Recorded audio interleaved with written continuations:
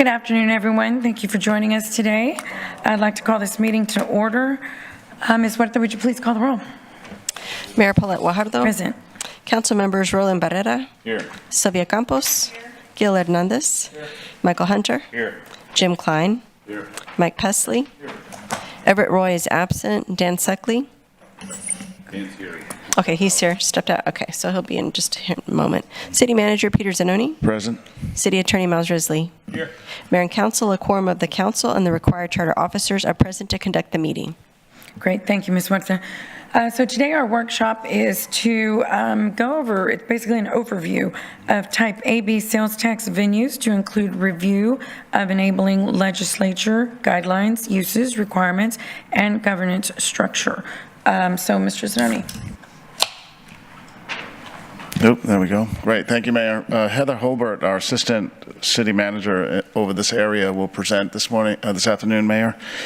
And the workshop is, as you mentioned, this was at the request of the Council, sponsored by Councilman Barrera. So we thought it was a great idea to spend a little more time on the Council's discussion and collective thought on this important effort. We know that I presented back in February, and Council had some discussion then about some baseline concepts that we have been sharing with stakeholder groups across the community for the past 2 months or so on the Council's baseline concepts for these two 1/8 cents, and Heather will go over that this afternoon.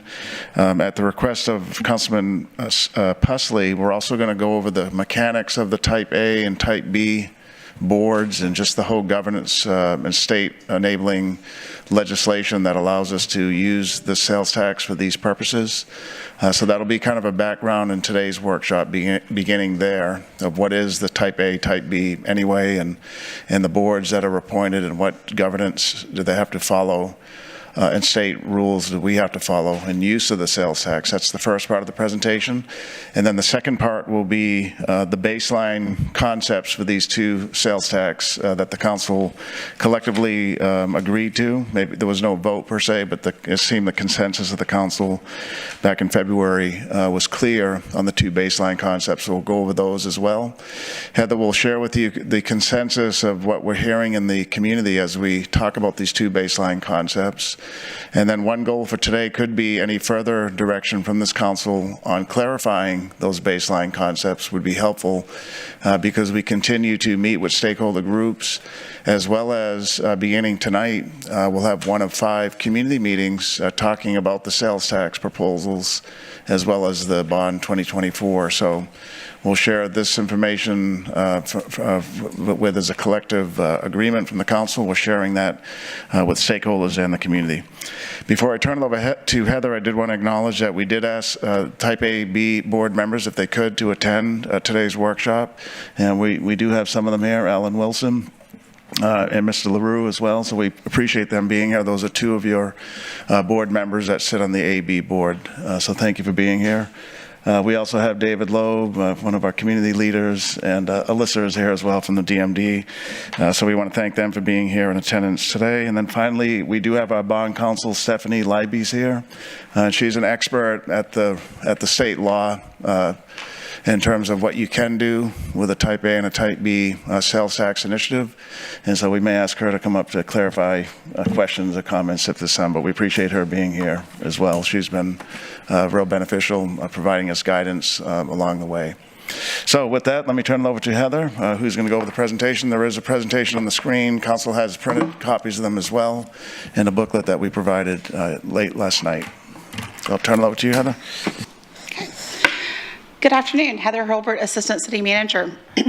So I'm excited to talk to y'all today about sales tax. It has been kind of a focus of mine over the last several months, and I think we've got some really good information to share with Council and with our general public to help clarify some of those questions that have been asked about what is 4A, what is 4B, and what are we looking forward to doing with the reauthorization. So if we can go ahead and, there we go. So like the mayor said, so what we're going to talk about today is do a little background on local sales tax, talk about the state authorization and the board responsibilities for the Type A and the Type B boards, look at some of the allowable uses of Type A and Type B sales tax, and then we will shift gears and look at the baseline as proposed or as discussed by City Council in February, discuss those options and looked at that proposed baseline, received feedback from City Council. Then we'll talk about calendar and our next steps and our journey through this. So starting with local sales tax. So the City of Corpus Christi residents currently pay 8.25 cents per $1 of certain goods and services that are subject to sales tax. Of that 8.25 cents, 6.25 of the cents goes directly to the state, and that is used for state operations. And then 2 cents, and up to 2 cents, is able to be used on a local level. So the 2 cents, we actually have in the city of Corpus Christi, we have 6 different uses of that 2 cents. So a half a cent goes to the CCRTA for transportation operations. Now that half cent generates, estimated in fiscal year 24, will it generate about $35.6 million. And there is no defined end date or expiration date of that half cents. Then 1 cent goes into the general fund for general city operations. Again, there is no expiration date on that or an end date, and it is estimated to generate about $71.2 million for fiscal year 24, and that is used for general city operations. And then we have 4 special purposes where 1/8 of 1 cent is allocated to each of those purposes. These were all approved by voters. So the first purpose is what we call Type A, and why it's called Type A is that it is the statute within the state code used to be 4A, and then there used to be a 4B statute, and so hence the A and the B are 4A, 4B. So for Type A uses, we have 2 1/8 cents that are allocated for 2 different projects. The first was the improvements to the downtown seawall, and then the second project was the multi-purpose arena. So each of these generate about $8.9 million. The improvements to the downtown seawall allocation expires in March of 26. The multi-purpose arena project allocation expires in September of 25. Then we also have a Type A or 4A allocation, which is for the purposes of economic development, affordable housing, and streets. Now that receives 1/8 cents also, generating about $8.9 million forecasted for 24, and that authorization expires in April of 2038. And then finally, we have the Corpus Christi Crime Control District, which also receives 1/8 cents, or forecasted at $8.9 million this year, and that authorization expires in March of 28. So this is how the 2 cents that is allocated for local purposes is allocated amongst these different uses and authorizations. So just for a visual, for each penny of sales tax that is paid, half of it goes to the city, a quarter of it goes to for general operations, a quarter of it goes to the RTA for transportation, and then the final quarter piece of that penny goes to the 4 different uses, including Type A, the 2 Type A uses, multi-purpose arena, the downtown seawall, then the Type B, which is for economic development, affordable housing, and streets, and then to the Crime Control District. So then looking at why we are able to allocate sales tax for Type A and Type B purposes. The Development Corporation Act of 1979 allowed cities to create economic development corporations, and those economic development corporations were able to receive sales tax to promote the new growth in the local economies. So the city of Corpus Christi currently has 2 economic development corporations. One is the Corpus Christi Business and Job Development Corporation, which we refer to as the Type A. The other is the Corpus Christi B Corporation, or what we refer to as the Type B. So over the years, the legislation has changed so that it used to be that each use, the 4A and the 4B statutes, dictated that they could only be used for certain purposes. But over the years, the legislation has changed so that you are able to basically use those purposes or those projects interchangeably between Type A and Type B. So really the key difference between the two authorizations is how the voters approve those. So under Type A, you have to define a project. The voters have to approve a certain project. So currently we have 2 projects that were approved by the voters. The first were the seawall improvements, and the second was the development of an arena. But for Type B, the authorization requires only a general purpose. And so we have 3 purposes under Type B. One is for economic development as allowed by state statute, those uses that are allowed by the state statute, affordable housing as defined by the state statute, and street repair and construction for those arterial and collector streets as defined through the state statute. So that's really the key difference, is how the voter approval is handled. So then moving into the Type A corporation, a little bit more detail. So like I said, it is an economic development corporation. It was created in September of 2000, and voters at the time authorized 3 projects. So the first project was the seawall improvements. The second project was the arena development, and both of those were approved in November of 2000, and the term of that was for 25 years. The third project was approved by voters in 2002, and that was economic development, including a baseball stadium. So that project was given a term of 15 years. So at the expiration, or prior actually to the expiration of the economic development portion, the voters approved for that 1/8 cents to be reauthorized as a Type B or a 4B use versus a 4A or Type A use. And this is how the Type B corporation was created. That was back in 2016 prior to the expiration in 2018. And as I said, each 1/8 cents generates currently about $8.9 million a year. So then looking at the Type B corporation, so like I said, there was a portion of Type A funding that had expired. It was reauthorized as Type B or 4B funding. And so the corporation was created in January of 2018. The 1/8 cents was approved with a 20-year term expiring in April of 2038. And it was authorized for 3 specific purposes. Economic development, and so 50% of the tax collected annually goes for the purpose of economic development. For affordable housing, of which $500,000 a year annually goes for the purpose of affordable housing, and then the balance of the tax goes to the construction and maintenance and repair of arterial and collector streets.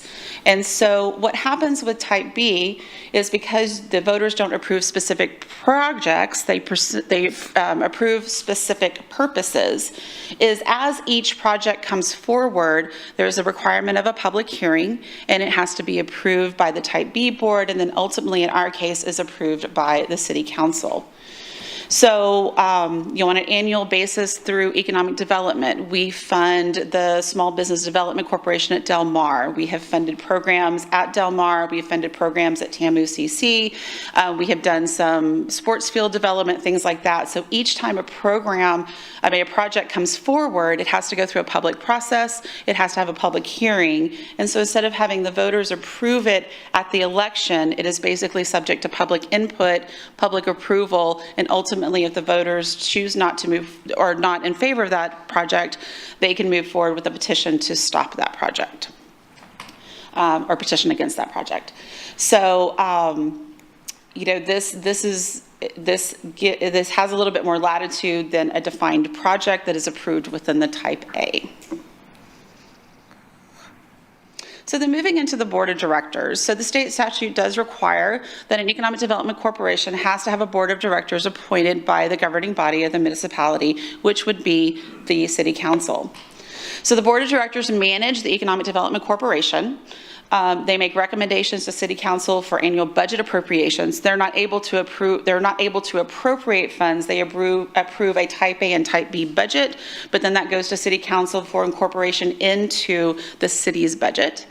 They also make recommendations to City Council for use of funds within those allowable projects and uses as approved by the voters, but they are not able to approve contracts. And so when we have developer type or specific organizations receiving funds, those contracts do have to come to City Council for approval upon recommendation. We do have a little bit different structure within our Type B. So the Type B board did contract with the Corpus Christi Regional Economic Development Corporation to somewhat manage the corporation and those projects. And so any project that comes forward for consideration for Type B funding through economic development must first go to the Regional Economic Development Board for approval and recommendation, and then those are recommended over to the Type B board for consideration. This is a little bit unique in the way that a lot of times the economic development corporations in other cities are not managed by a third party.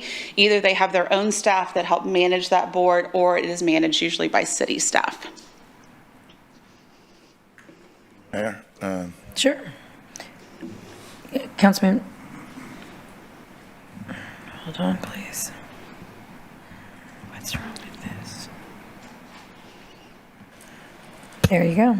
Okay, so I've got several comments, but I want to start here. Sure. So did the Type B Corporation vote to do this, or was this a mandate by the City Council at that particular time about having the Economic Development Corporation make or be the overseer of what they're doing?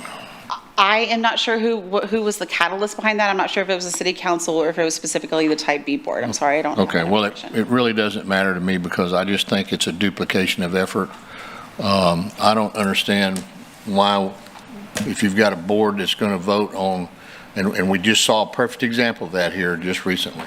You've got a board that votes one way and a board that votes another way. They both have their individual chairs, individual boards, and can vote however they want to on projects. And from my perspective, the EDC has a bias, and it's not that it's a bad thing, but they have a bias toward larger projects. And it doesn't mean that the Type B Corporation could not look at smaller individual projects that are not refineries or something associated with the port like they typically do. So I just don't understand why we have this duplication of effort of having the, because I think part of the confusion of what we went through here a few weeks ago was the fact that the EDC's up here making a presentation for the Type B Corporation, and what they presented had nothing to do with what the Type B Corporation voted to do. And so I just think that in the go-forward basis, we ought to divide that out and make that separate but equal in how that's governed. I don't think we need the EDC overseeing the Type A or the Type B corporation. Yeah, and just, so Heather mentioned it, but so the Type B board has a contract they elected to, and they approved a contract. The City Council didn't, but they did, the Type B board with the EDC. And it's somewhat of a legacy issue. We didn't have an economic development department then when they did that. We do now. We do now, so that we could request the chair put an item on the agenda to at least have a conversation at Type B. Is this still a necessary or relevant business process, given that we have Heather, and it's really three groups, because Heather and economic What do you mean a relevant business process? Is it an outdated business process? I agree with that. Yeah, outdated, because back when they approved the contract with the EDC, there was no economic development staff in the city. So there's actually three groups today that work on a project. Yeah, Peter, I won't argue the fact that maybe 20 years ago this made sense. I'm with you, Councilman. It doesn't make sense today.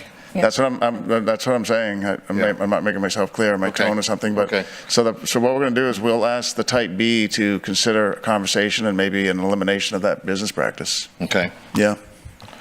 Okay, and also, and I'm going to cherry pick here just for a minute if I can. The other thing that I think has not been a success for whatever reason is the fact that we have this set aside for affordable housing, this $500,000 annually, which to my research has not hardly ever been used. if it's ever been used? We actually had one project, it was for Salvation Army, so $500,000 was given to one of their housing projects, I believe. But other than that, no, we've had a challenge with that. Okay. So I think on a go-forward basis, we need to re-examine that as well. Yeah, well, Miles will have to weigh in on that, but that was approved by the voters, so you can't get out of it. Well, we're fixing to revote this. I mean. Not this one here. No, the type B, this is the type B, which goes to 2038, I think is what the. Yes. Yeah, so the type B, where that $500,000 is for affordable housing Well, annually. at some point, we need to relook at that because it's Okay, we can. not being utilized and Yeah, we could use that money for other things. So, okay. okay, that's all I'm going to talk about right now, but I have some other things as we go forward. I'll let Heather continue. Sure. Councilman Klein. Thanks, Heather, for the presentation. I just want to get clarification to make sure I understood correctly, because you mentioned, made some reference, you're talking about the Type B funding, the various uses for it. I think you made some mention of sports complexes. So that meets the definition, I guess. So I guess, is that defined as economic development then? Yeah, that is an allowable use under the 4B statute, is sports complexes. And so the project that was awarded Type B funding was the development of a soccer and multi-sports complex. Dr. Kingsley is doing that one, and that is an eligible use of 4B or Type B funding. And so the statute specifically mentions sports complexes? Yes. Okay. All right, because I brought this project to you, I guess, about 6 months ago for possible Type B funding. You said that it really wasn't allowable, and that's a daycare center that's in need of repair from Harvey from over Exactly. at the Greenwood Molina area. And you said it was not allowable under Type B funding. Exactly, it is not, no. All right. So the Type B, so there's different parts of that statute, and we'll talk about that in a little bit. I do have a slide on some of those allowable uses. But yeah, that would not, Type B a lot of times is focused on, and Type A is focused on the retention of jobs, creation of jobs, and expansion of infrastructure. And unfortunately, childcare is not considered a primary job. And also this would have been repair, not a new facility, expansion of facility or infrastructure. So there's a lot of nuances to these. And it's really hard to say this is and this isn't, because a lot of times there's nuance. And I wouldn't say it's really hard. There are nuances to the statutes. Yeah, just to be clear, I think maybe I didn't make this clear before. They're talking about a reconstruction because the structure as it is now is untenable. Anyway. Sure. And it's something we can definitely re-examine. So has that language, I guess, been redefined, I guess, maybe by the legislature? Because it's my understanding, again, this is coming from the public, based on their recollection, that Type B funding has been used for daycares in the past. I'm not sure how far back that was. I'm guessing some years. I'm not sure. I can't speak to that. So our Type B has only been in place since 2018. So it's been relatively, and I'm pretty sure within the last 5-6 years, there has not been a use of daycare. There may be something, again, there's a lot of nuance to that language. And so if another city or another entity utilized that for that purpose, there may have been a different nuance to that. But like I said, we can definitely talk to it, and we can get Stephanie involved and run the traps on that to see if there's a possibility of that. Okay. All right. Thank you. Sure. That's all I have. Councilman Hernandez. Yes, I want to say the legislation you're referring to is Section 504. Is that the one you're referring to? I believe so. There's 501, 50. Yeah, 501, 504, and 505. Okay. And all of them apply with regards to the provisions associated with it, right? For the most part, yes. Okay. 501 is applicable to both Type A and Type B. 504 is just specifically for Type A, and 505 is specifically for Type B. Okay. With regards to what the recommendation my counterpart, Councilman Pusley, had mentioned about not utilizing the EDC, I don't necessarily agree with that. I think Peter has enough on his plate to deal with, so let's not try to put too much underneath that umbrella. We still have an organization that also has board members from other entities that provide a lot of good information. I don't want to necessarily discount what they do or that they're not valuable. So if we're going to do that, we should have a discussion specifically on that along with our Type B board members. Thank you. Okay. Councilwoman Campos. Thank you, Mayor. On the $500,000 that is allowed for the affordable housing, I know that we are in need of affordable housing, so why is it that we don't have more entities that qualify or apply? What is the issue?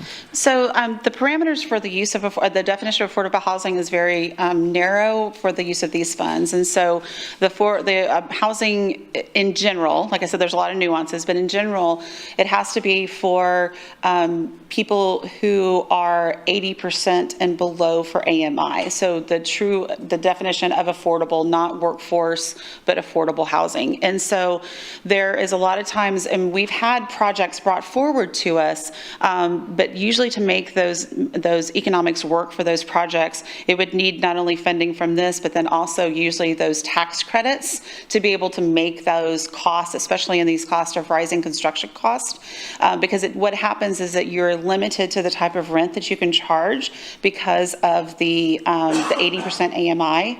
And so to make those projects work economically, there's usually more than just this little bit of funding. There's got to be more funding that has to come together to be able to make that work. And so we have had several projects come forward, and they just weren't able, either they weren't able to get the tax credits that they needed, or they couldn't make the economics work because of the changing environment. So we just haven't been successful in using it. So we're not able then to raise that instead of the 80%? No. No, because it's defined. So the state statute actually refers back to the federal definition, and the federal definition is the 80% and below. And can you give me an example of anywhere in Corpus Christi where that, is there somewhere, an apartment, or where in Corpus Christi have we used this 80%? And like what area, what is the name of the complex? Where? So specifically for this funding, I know that it was used in a project that the Salvation Army did. I can't remember the specifics on it, but I know that we did give $500,000 to that project. There is other projects that the city has participated in, not specifically with the Type B funding, but Costa Tarragona is one example of that. It was through our Housing Finance Corporation. Those are affordable housing. The city did participate in those through the Housing Finance Corporation, I believe. Which one is that again? Costa Tarragona. Where's that? That is over kind of at the crossroads between 37 and North Padre. Oh, okay. North Padre Island? Yes. Okay. Right over in that area. Okay. Well, I mean, that is true. I mean, if we're not able, if the parameters are so narrow, I don't know if the $500,000 is, if we're able to actually use that money. I don't know. We don't seem, it's only been since 2018 though, right? That is correct. It's only been 6 years. And so, but to change that, it would have to go back to the voters. So that was a voter, that's part of the thing when you take something to the voters and you say you're going to do these certain things, you have to do those. We can't, just because we're not able to use it, we can't change that purpose. No, and what makes it difficult is that, I think we want to do the right thing, which when we say we want to have some money for affordable housing, we're thinking we're doing it, but then the parameters are so stringent that we're not able to use that money. So I don't know what would be, the right thing to do. Either eliminate it and then maybe add it to well, you can't right now. No, you can't. And as a matter of fact, so anytime you take this to election, it has to be basically in 1/8 cent increments. And so if we were to want to repurpose this for something else, we would have to take the whole Type A authorization back.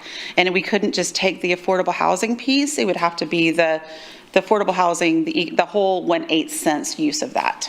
So it can't be done for vouchers. It can't be done for any of that, right? I mean, we are continuing to explore options. Part of the challenge we have is the fact that, really the construction landscape changed a lot between 2018 and today. And so we're continuing to explore options. We, as a matter of fact, are working with our housing area and that team to look to see what we might be able to use it for in conjunction with our legal counsel to see how we can make that. So we're continuing to look for opportunities. Okay, so there is a possibility. Yes. Because through the community outreaches that we have done, and housing has always been an issue, like I said, and every time that I've come across someone that is homeless and is in need of housing, they always say that they're out of money. You know, the entities that actually are out there to help them, I mean, I think it opens up in January and it's over, 15 days later, and they're out of money. So obviously the need is there. We just have to figure out how to get it to them, I guess, is what it is. Yes. Thank you. Councilman Pesley. Councilman Pesley. Oh, I'm sorry. Yeah, I've talked to some of our affordable housing developers, and they tell me two things. One, $500,000 today bought a lot back then, but Yes. today doesn't buy very much. And secondly, they said the rules and regulations associated with using that money are just too stringent, and that they just would never use it. So that's the two problems with it. Thank you. Okay, thank you. Okay. Okay. Go ahead and pull the presentation back up, please.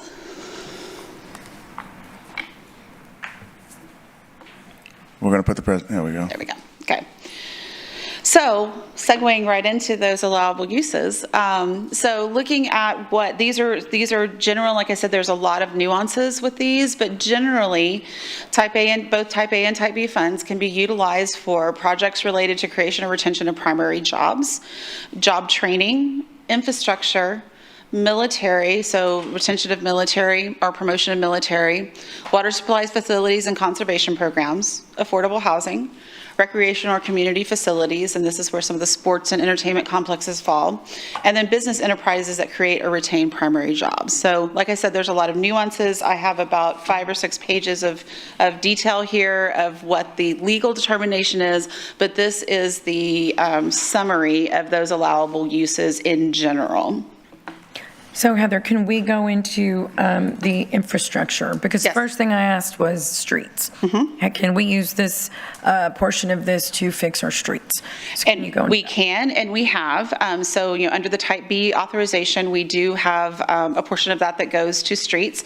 They do have to be, because this is economic development tool, it has to be in support of new or expanded business enterprises. So that's one of the things where we can't use it on residential streets.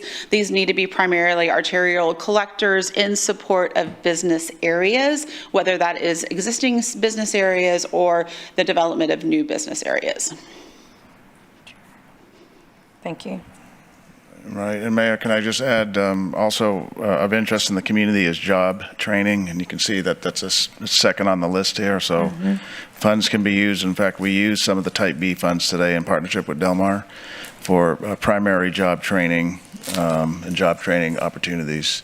And so there is some interest because job training would be a citywide eligible project, whereas, say, the American Bank Center is kind of in one section of our city, so Correct. the appeal for job training or something similar to that has appeal, and Heather will go over that, but in our preliminary stakeholder meetings we've had already, that's come up again and again, is some type of job training program as well, or funding for job training, not a program, but funding for it through a Del Mar partnership. Exactly, and one of the nuances, as Peter just mentioned, is the fact that we do have a community college district, and so that does limit, because if you have a community college district in where you are at, that does narrow the scope, and the fact that a lot of times you have to go through that community college district instead of looking at like training centers or career centers or things like that. So, but we do have that already in place, and we have partnered with Del Mar on specific training. We help sponsor a portion of the cost for their instrumentation training that they did in support of some of our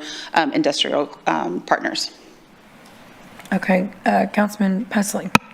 Yeah, so we can't change anything for the Type B Corporation currently. We can't change any of that until 2028 when it comes up. We could do it earlier, but it would have to go back into the voters in total. You have to take it in 1/8 cents increments. So if City Council chose that we want to do something different with this besides what the approved purposes were, we could take it back before expiration. You can always take it back. What you would do is you would, quote, abolish the existing and you would adopt a new. Okay. Under the current plan, though, where we're talking about street repair and construction, we have, and we've talked about this, Peter, and I'm going to talk about it a lot more when we get into our budget process and our bond package. We have a number of industrial parks in our city that are in desperate need of pavement repair. In fact, I had 3 business owners on one of the industrial parks summon me to a meeting this past Tuesday, I think it was Monday or Tuesday, to come visit them at their, and there's no street left. It's down to the Caliche. And so we've got some serious issues with respect to industrial park roads. Yeah, it's citywide, Councilman, right? It's a citywide problem. It sure is. There's one in just about, there's many in each of the districts. And so we have to, in some form or fashion, or a collective form or fashion, we have to start addressing those. We obviously can't fix all of them in 1 year, but we have to start somewhere. Yes, sir. So as a reminder, when we had our review of all of this, one of my requests was to, I'm not sure, Heather, if you were there or not, but was to do exactly, I mean, multiple people on this council have talked about the industrial parks in the city, across the city, and not just one district. So my request was, and I would like that back, or to see what comes back, is to create a program. And it starts by, what do we have? You know, I mean, what industrial areas do we have in every district? I don't even know if they exist, if there's one in every district. There may be, but I think this council needs to look at that.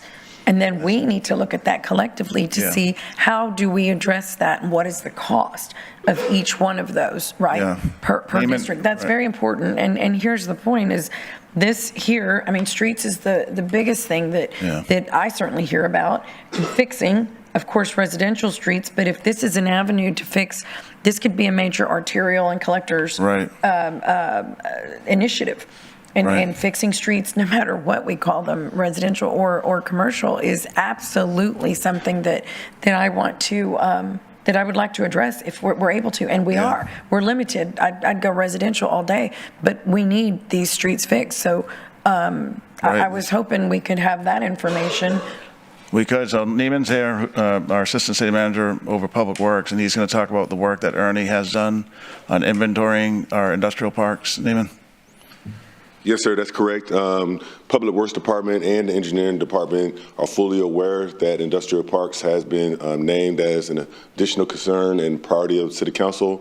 Approximately 2 months ago, both departments have been working diligently to do an inventory of the industrial streets within the city. That information has been collected, and we're currently putting together correspondence to send to council and to post detailing that map going forward into fiscal year 25. That will be included in the Public Works work plan regarding putting together a comprehensive plan to address industrial streets in the city of Corpus Christi. Well, wouldn't that be something that should be considered for this initiative, or at least it sounds like they worked on it for 2 months, so it's pretty much ready. So if the council, part of today's goal in this work session is to see, do we want to change the council's baseline concept? So it could be allocate some of the type A 1/8 cent for streets, for it could be industrial streets. I think this is the opportune time to do that, to look at whatever, I mean, because this has been a long time coming, that it's been asked for multiple times.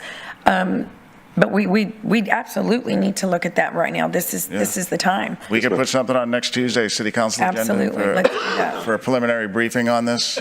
Yes, yeah, that would be. That's not a problem. We can make well, let's put that on for next Tuesday, Neiman. We'll have Ernie and Jeff Edmonds, our engineer, go over the map, show you where these streets are. We have all that. They spent 2 months developing it. Perfect. That'd be wonderful. Thank you. Appreciate it. Councilman Hernandez. Well, I'm smiling because it's something I brought up with the Type B funding for the Rod Field. Multiple of us. Right. So I remember getting a lot of flack for that because I went and found it first, right? But no, it's all fine. I think this is a good discussion for this particular 1/8 cents tax that we're looking to renew, because to the mayor's point, it's our last priority with regards to streets. I'd rather fix a street in front of somebody's house than one of these industrial parks, right, or commercial parks, whatever you want to refer to them as. And so I was looking for a way to find that funding. And when it was used for Elizabeth Street over by Spawn one year, I said, okay, well, I'm going to try and get that next year for some of these industrial streets, which also included Huntwick, which is the street that goes into HEB Plus off of Staples, close to Saratoga. So, I mean, there's a lot of opportunity to use that or have those funds used that are specific for that. But also, you know, when you mention here on the military section, what you have written here, in looking at the actual legislation on section 501.104, it also allows you to use it to include infrastructure and improvements in land acquisition and buildings, which is not stated in your presentation. But this is also something I think, you know, along that we're trying to utilize the state grants, but, you know, if we just, you know, that would be another opportunity to maintain this, because the base for us is very important, and to include the training as well as CCAD. Yeah, good point. Right down there at the CCAD base you're talking about? Right. Okay. So if that's an option to include, that could be something very vital for us as a community. Yeah. So and I would clarify and to the voters. Yeah. And I would clarify that while, yes, you are able to utilize it for infrastructure improvements, land acquisition, buildings, or expenditures that relate to the purposes that I had listed. So I didn't go through and list all of the different minute uses, but these are the general uses you can use. Well, they're key. Yeah. They're key things in terms of improvements and infrastructure, right? That's why we go and get those grants from the state, right, to help with that. So I think that's a vital part of our economy. What the Navy, that base provides, what, our number 2 employer in the city. I can't think of a more vital use. Yeah. Can we, and Councilman and Mayor, if you don't mind, can we have Stephanie? Would it be land? Would it be land, buildings, and so on the base? Could it be property on the base, or is it property supporting the base's activities? Well, this is, because we're a big military city here, so this is a good idea. We just want to make sure we. Remember, for the house. Right. Yeah, but does the city have to own the property, or does it have to be? No. So, Stephanie Leiby, Norton Rose Fulbright from serves as bond counsel for the city. For the use of the sales tax to support the military bases, it's actually supporting primary jobs that support the military base. And so it's not improvements to the base itself, but it's all the industries in the community that support the base. And so the first metric is to ensure that you're creating that primary job. And primary jobs are defined by statute under Chapter 501. Create and retain, right? Create or retain primary jobs. And there's a long list of what constitutes a primary job, but a general way to think about it would be industrial, mechanical, anything that can be created locally and then exported either regionally or nationally. So would CCAD fall under that definition? I mean, they're kind of a... I think so. I would think that's the case. They're not actually the base. They're a tenant of the base. They actually manufacture and repair, and they're primary jobs, right? So I think that would all fall within that. Yeah. Within that definition. Absolutely. Right? They're in support of military operations. Yeah. Absolutely. Okay. So that's something to look into. Okay, we'll flesh it out some more, but thank you, Stephanie. Yeah. Councilman Hunter. Thank you, Mayor. Well, she touched on what I was going to focus on. Is this is a business development fund. This money, I do have a question though. How much have we given to the streets? Because Gil did bring up about 6 years ago the industrial park where a lot of our favorite watering hole is. So right now, the tax, it's about $4 million. It was like $3.5 to $4 million a year that it's been building. So I think this is our 5th year, so about 15. Say for calculation between 15 and 20 million for 15 streets. to 20 million total for streets. Yeah. It's interesting. I did not know that. How many industrial parks have we worked on?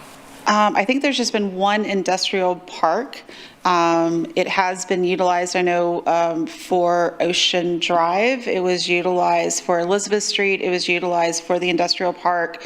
This year, it had been allocated for the development and extension of Williams Road.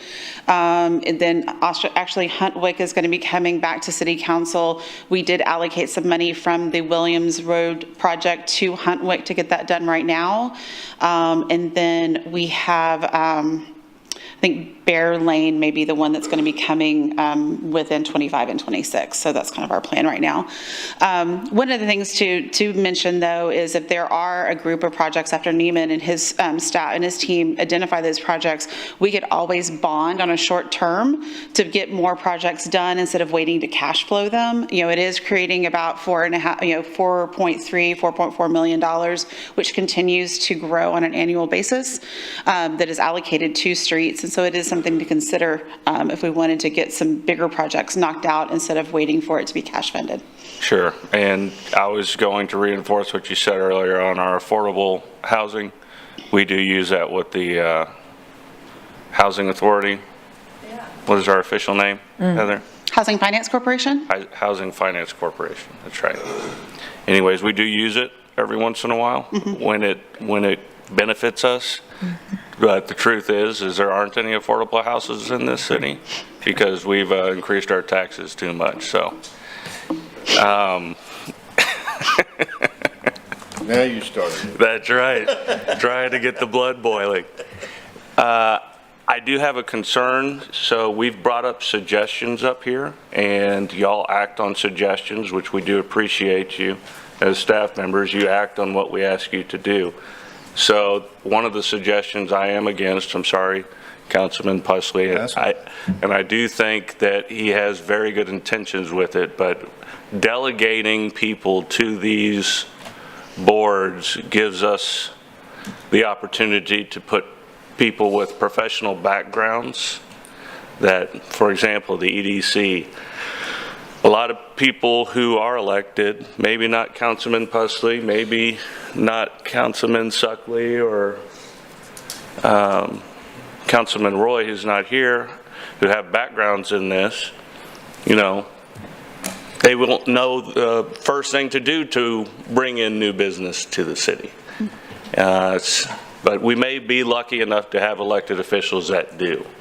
So I think delegating that opportunity to people among a bunch of diverse groups in the city to bring in new economic development is a very good idea. We need to maybe work on our process of working together with them a little better.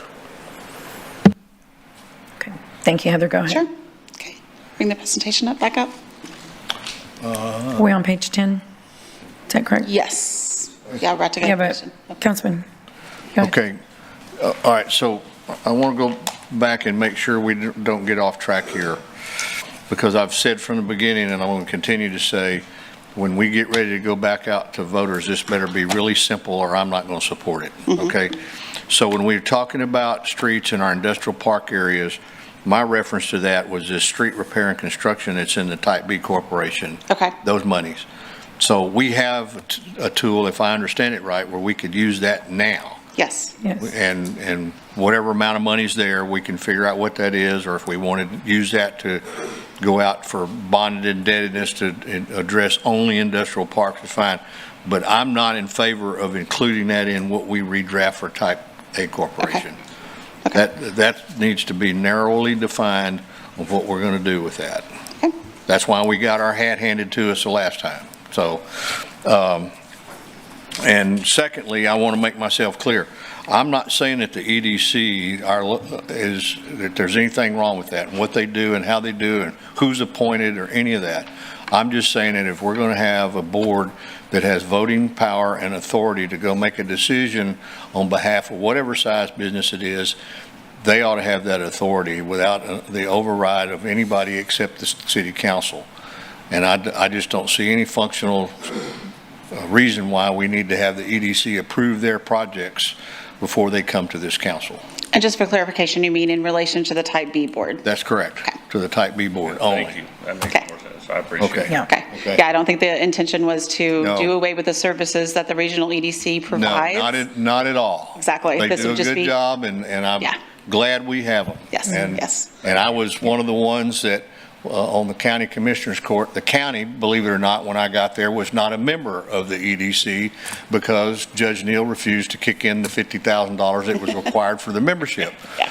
And so Brent Chesney and I went together, and I gave $25,000 out of my county commissioner funds, and he gave $25,000 so we could buy a membership on that board. And I think that is a good clarification, the fact that, the regional EDC provides a lot of services to the city. Yeah. Looking And on I fully support that. on a regional, and I think specifically what you're talking about is just for the For the type. Type B corporation, Exactly. it's a Sure. different deal. Thank you. Okay, Right. sure. Okay. Okay. Very welcome. Appreciate the explanation. Okay, so we're going to kind of transition from what the general uses and history behind Type A and Type B, and now we're going to transition to specifically our Type A or 4A authorizations. So currently the city has 2 1/8 cents that is authorized for use under the Type A or 4A statute. This was approved by voters back in November 2000, and it was for a 25-year term. So as we've discussed previously, each 1/8 cents, and so there's 2 of them, each 1/8 cents produces about $8.9 million as of fiscal year 24. That continues to grow as our, as our volume of taxable sales and revenue continues to grow. So the 2 authorizations are, one is for the American Bank Center Arena, which 1/8 cent is allocated for that project. So remember, Type A, you have to have projects. So this is allocated to that project. And so originally it was the idea behind it was for the debt service for the construction of the American Bank Arena. And then also any capital projects or operational needs of the arena. We've been very fortunate in the fact that that sales tax has continued to grow, and it has surpassed the basic needs of just the service of the debt. And so we've been able to take that money and reinvest it back into the arena for capital improvements, end-of-life machinery, equipment, things like that. That authorization expires in September of 25. So then the second authorization is for the downtown seawall. Again, this is another 1/8 cents. And so again, just like the American Bank Center, the seawall was for the project of major improvements to the downtown seawall flood control structures. Again, our revenue has grown to more than what our basic debt service was, and so we've been able to use this for ongoing maintenance of the seawall and capital projects within that seawall area. And so this money has been used within the marina for the dock replacement. It's been used at the Arts Center. It's been used at the Art Museum, been used for the water garden, so things along those lines. That authorization does expire in 2026. So really, council has 4 options for the expiring Type A authorizations. One is we could bring forward consideration of projects under the Type A authorization. We could bring forth consideration of purposes under Type B. We could bring forward consideration for authorization of just general purposes, which would go into the city's general fund like we already have the 1 cent. Or we could bring nothing forward to the voters for consideration, and the authorization would then expire. So really there's 4 different avenues that the city council could take. What we've primarily discussed is reauthorization under the current Type A for different projects. So it wouldn't be for the same projects, it would be for different projects as allowable under the Type A. Staff is not, y'all not advocating this at this point. No, Councilman, we're not.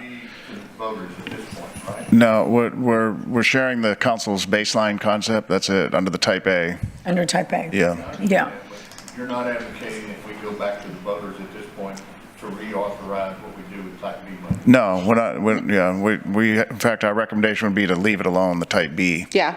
And Right, Yeah. we agree with that one. And it wouldn't be to do anything with the current Type B, it would be add to Type B, but that has been something that had come up for discussion actually by the Type B board on why wouldn't we just, have we considered taking the Type A funding and on the reauthorizing it as Type B funding in addition to the current authorizations that we have.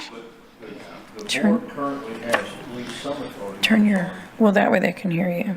And yeah, there you go. The board currently has some authorization, doesn't it, to not necessarily change the category, but change what they're using the funding for, or is it strictly Projects, yeah. You have to, so under type B, the 1/8 cents authorized currently under type B is for 3 purposes. And so they're able to have projects under those 3 purposes. Okay, but you said it didn't have to be project specific. Exactly, it has to be purpose specific, not project specific. Type A has to be But project specific. economic development is a big package. Right. Has a lot of different uses under economic development. Okay.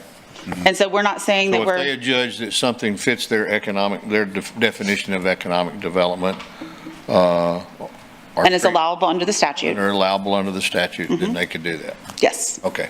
yes. Thank you. Yeah, I think, Councilman, what this slide shows here, and we were asked by the Type AB board, is why are you all not considering using some of the 2 1/8 cents under a Type B area? And that choice is the council's to make, and we'll help recommend if we need. Right now, we're sticking with the Type A, which is project specific.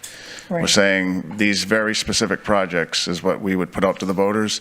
A Type B, you could take one of the 1/8 cents or some portion of it and put it into a B with a purpose. There's no list of projects. It's just saying economic development, affordable housing, streets. Under the Type A scenario that we've been working on, we have, you're going to see it here in a moment, we have exact, very specific projects with estimates of how much it would cost to construct them. Okay. So that's the Type A. You could use a Type B, though, and go more general.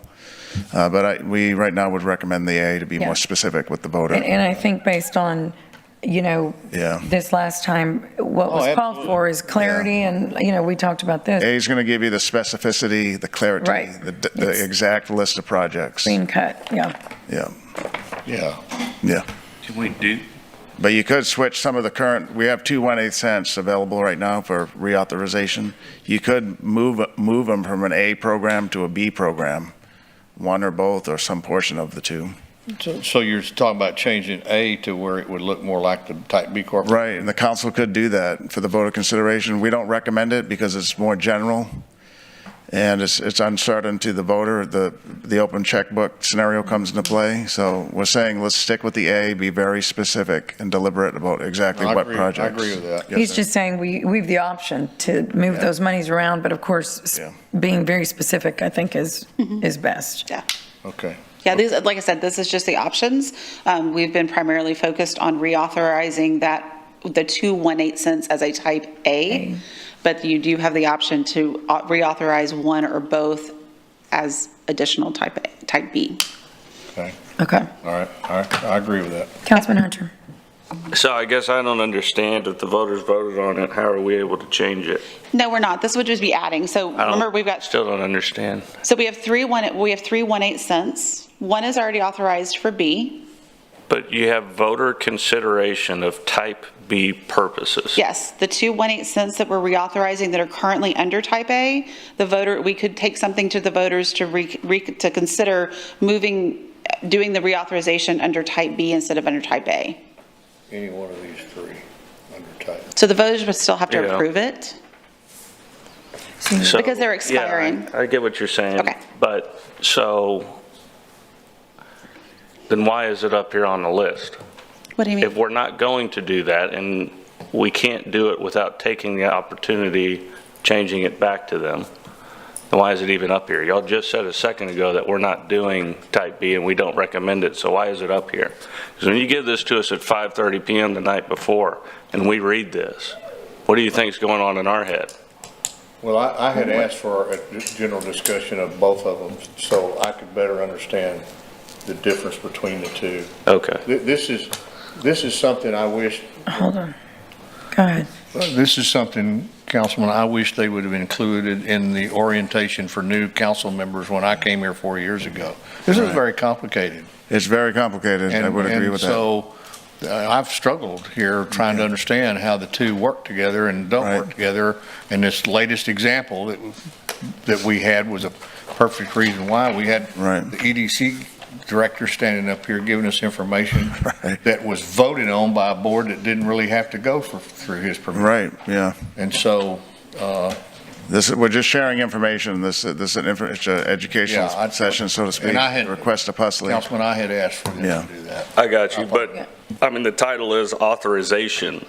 Options. So But you're the options. authorization means we give authority to do these things, or Right. we choose authority to do these things. So I think the wording in this completely throws us off, especially if we're rushed to read it today. Sure, the authorization applies to the voter authorization Sure, I of the understand. taxes, not the not the council's authorization. But, never mind. Never mind. This should be a lot more focused on what we need to be doing, not But that was, politically concerned. but that was the request, though, Councilman, from the other councilman. So that's what, it was a request. So we're talking about all of it. And y'all are giving us, Peter was mentioning the options. You can do it. Do we want to do that? Probably not. But it can be done. You can move a 1/8 cent over to the next category for later, to consider later, correct? 2038. No. No, that one comes up. That'd be it. But what it is, okay, so you have 3 1/8 cents. Yeah, I Two are currently authorized for type A. 8.9 million, 8.9 million. Exactly. I got that on 3 slides. Okay, and the type A are expiring. Type B is in effect until 38. We could add one of the 2 1/8 cents or take it to the voter for consideration if they wanted to take one of the 1/8 cents that's currently under type A and reauthorize it under type B. So you'd have 2 1/8 cents under type B that could be for different purposes other than just economic development, affordable. Already voted on it. We're not changing the current authorization. These are the new authorizations. Voters vote for something to be a certain way. We have to follow it directly. No, we are. We're bringing it back to the voters. I know that. Why are you bringing it back to them? They already voted. If we wanted to change it, if we wanted to change it, if we wanted to change it, we can't do it unilaterally. The voters have to do it. Yeah. So it would go back to say, hey, this is where it is now, but if you would like to vote on this 1/8 to go under B, this is time to do it. Yeah, so, And they would change it, or not. Yeah. Or not. Or, correct me if I'm wrong, we could go back and say, well, we just want to shelve both of these, and we're going to combine A and B together and send that to the voters. Good. Yeah, you could do that. You could do that too. Choose to do that if you wanted to. you could abolish the current You 1/8. could abolish B altogether. Yes. Yeah. And say we're going to vote on, we're going to combine type A and type B into one deal. Yeah. And vote to do that, and we'll A. define. And what make those- them all project specific, Make them all project specific. Yes. as opposed to, right. Yes. You could do that. Yes, but you could. I'm not recommending we do that. Another option. Another option. Okay. All right, Okay, Heather. let's go back to the presentation. Okay.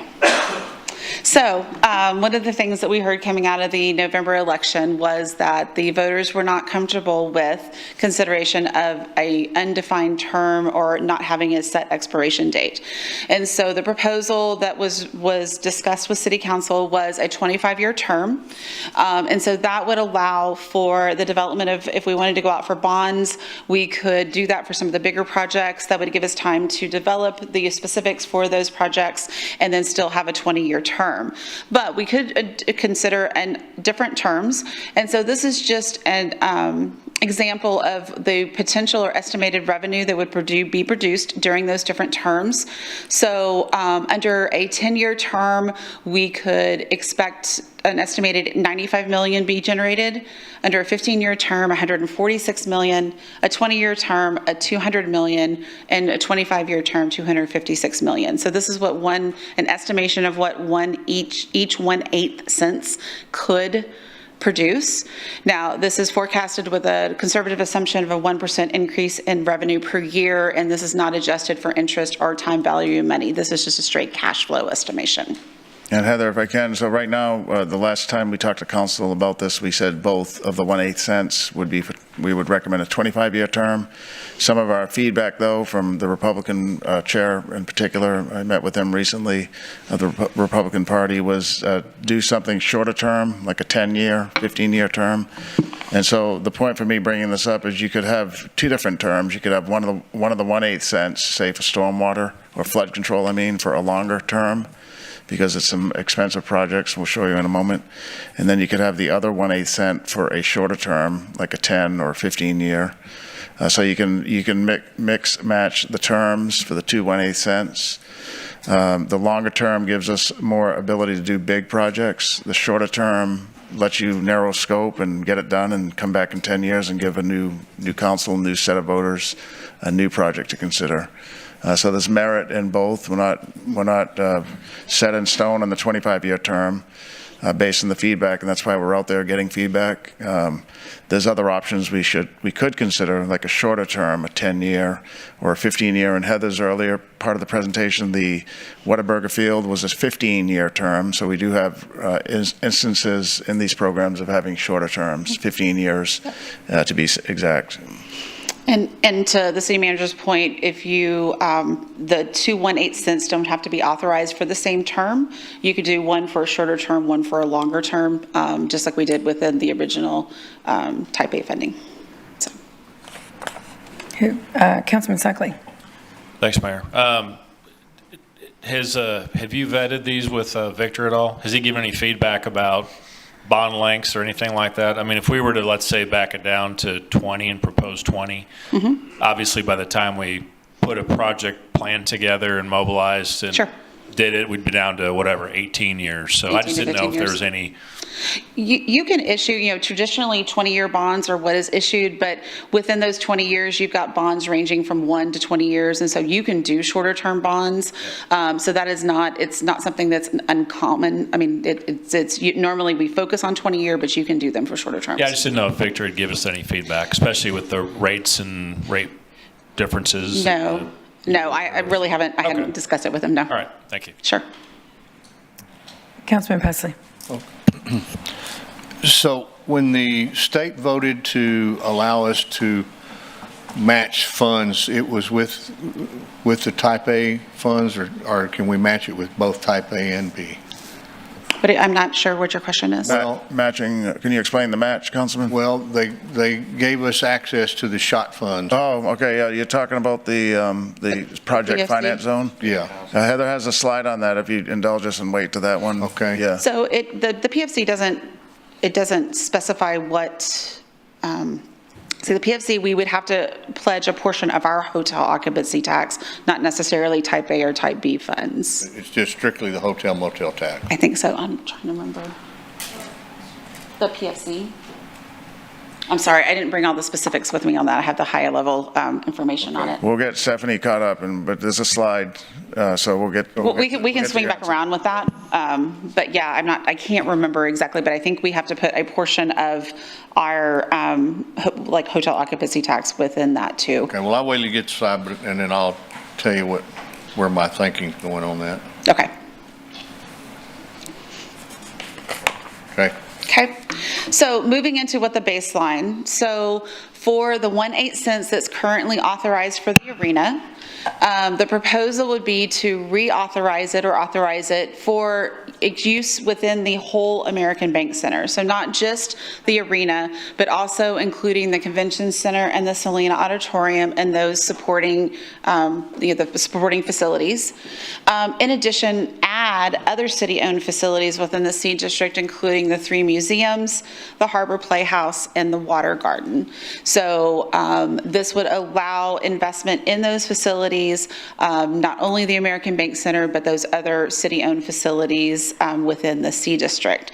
These do create a synergy. There are a lot of the same visitors that visit those, and we feel like they complement each other very well. So as the city manager mentioned, we have met with almost 40 different groups over the past several weeks. And this is a summary of some of the feedback that we've received from them.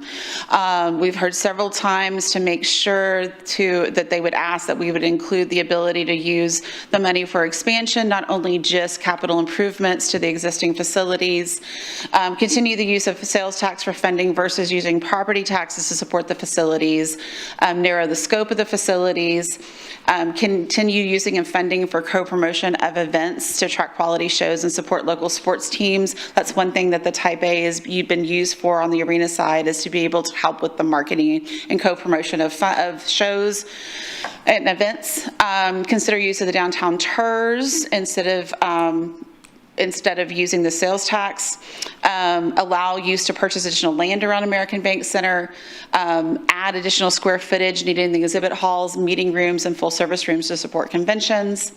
The plan seems logical with the term limit. Include baseball fields for capital improvements and maintenance, allow program flexibility for future needs or projects, and consider proposing projects that appeal citywide, like streets and job training, instead of just the C district buildings. So those are some summary of the feedback that we've received. And Heather, if you can stay on here for a second. So Sure. that last one on the far right bottom, consider a project that have citywide appeal. That's something that is somewhat missing in the current baseline. If you don't live in that area of the city, and if you don't use those facilities, the voter may say, what's in it for me? Right, so a lot of the feedback we've received is consider adding something to this 1/8 cent that would have community-wide appeal, like streets, industrial streets, commercial economic development-based streets. And to do that, the same groups are saying delete some of the buildings in there, so just have the American Bank Center, not all the other 5 buildings behind, and then have a more even narrow focus on the building footprint, just the American Bank Center, not the buildings behind it, and then add to it a community-wide appeal. That's just some of the consensus. And then Heather said it, but just to repeat it again, we've met with 40 lead stakeholder groups and individual leaders to date, with meetings almost every day. And then our community meeting begins tonight in City Council District 2 on these baseline concepts. So there's a lot of good input we're getting. But that's a repeat one, which is for this 1/8 cent, we need some type of community-wide benefiting appeal to make it pass. Okay. Yeah, that is. But the street, of course, that hasn't, as you've been talking to these groups, which I see have been a lot. Yeah. I'm assuming the whole street piece of it hasn't gone into it, what you've heard today. Say that again, Mayor. The street, like the. Yes, they're saying streets. No, but we just said it today, so I guess moving forward, going into the community meetings, one being tonight at Lindale. Right. You can now include the fact that what you've heard from council today, and I think I'm speaking for us all, is that we'd like to see an arterial, business street initiative within this. Right. Okay. Councilman Hunter. Thank you. So let me understand what you said, Mr. Zanoni, and I want to understand it before I go off. Right. We want to make it more inclusive to the community, but we're going to disclude 5 organizations that are right next to where this money should be focused on, or has been focused on for the last 20 years. That's some of the feedback we're receiving. That you're receiving from us. Yeah, from our 40 agencies, which is saying we as a council are saying, don't put the money where it was intended to be originally, but give it to the rest of the community, which I understand, because we want to help out the people that put us in office. We want to help out all of our constituents. The problem is this is economically development driven. This is supposed to be focused on the business environment, not homes. So when we do this flood mitigation option, which I do think is a way to get around that, I think it's a good opportunity. will we be focusing on all the business streets, or will we be going into neighborhoods? It's in commercial corridors. You'll see the map in a moment. Okay, great. Yes, Thank yes, you. sir. Mhm. Councilman Klein. Yeah, I was going to kind of build on what Councilman Hunter's mentioned here already as well, that along going in a bit of a different direction. I think that I see a kind of conundrum here because I think the public wants work done on the streets. I think that we're doing a pretty good job now on the arterials and even some of the feeder streets as well. The big need, the huge, massive need is the neighborhood streets. But my understanding is that we're not really allowed to use this fund for that purpose. That's correct, Councilman. Right. To meet that still large need.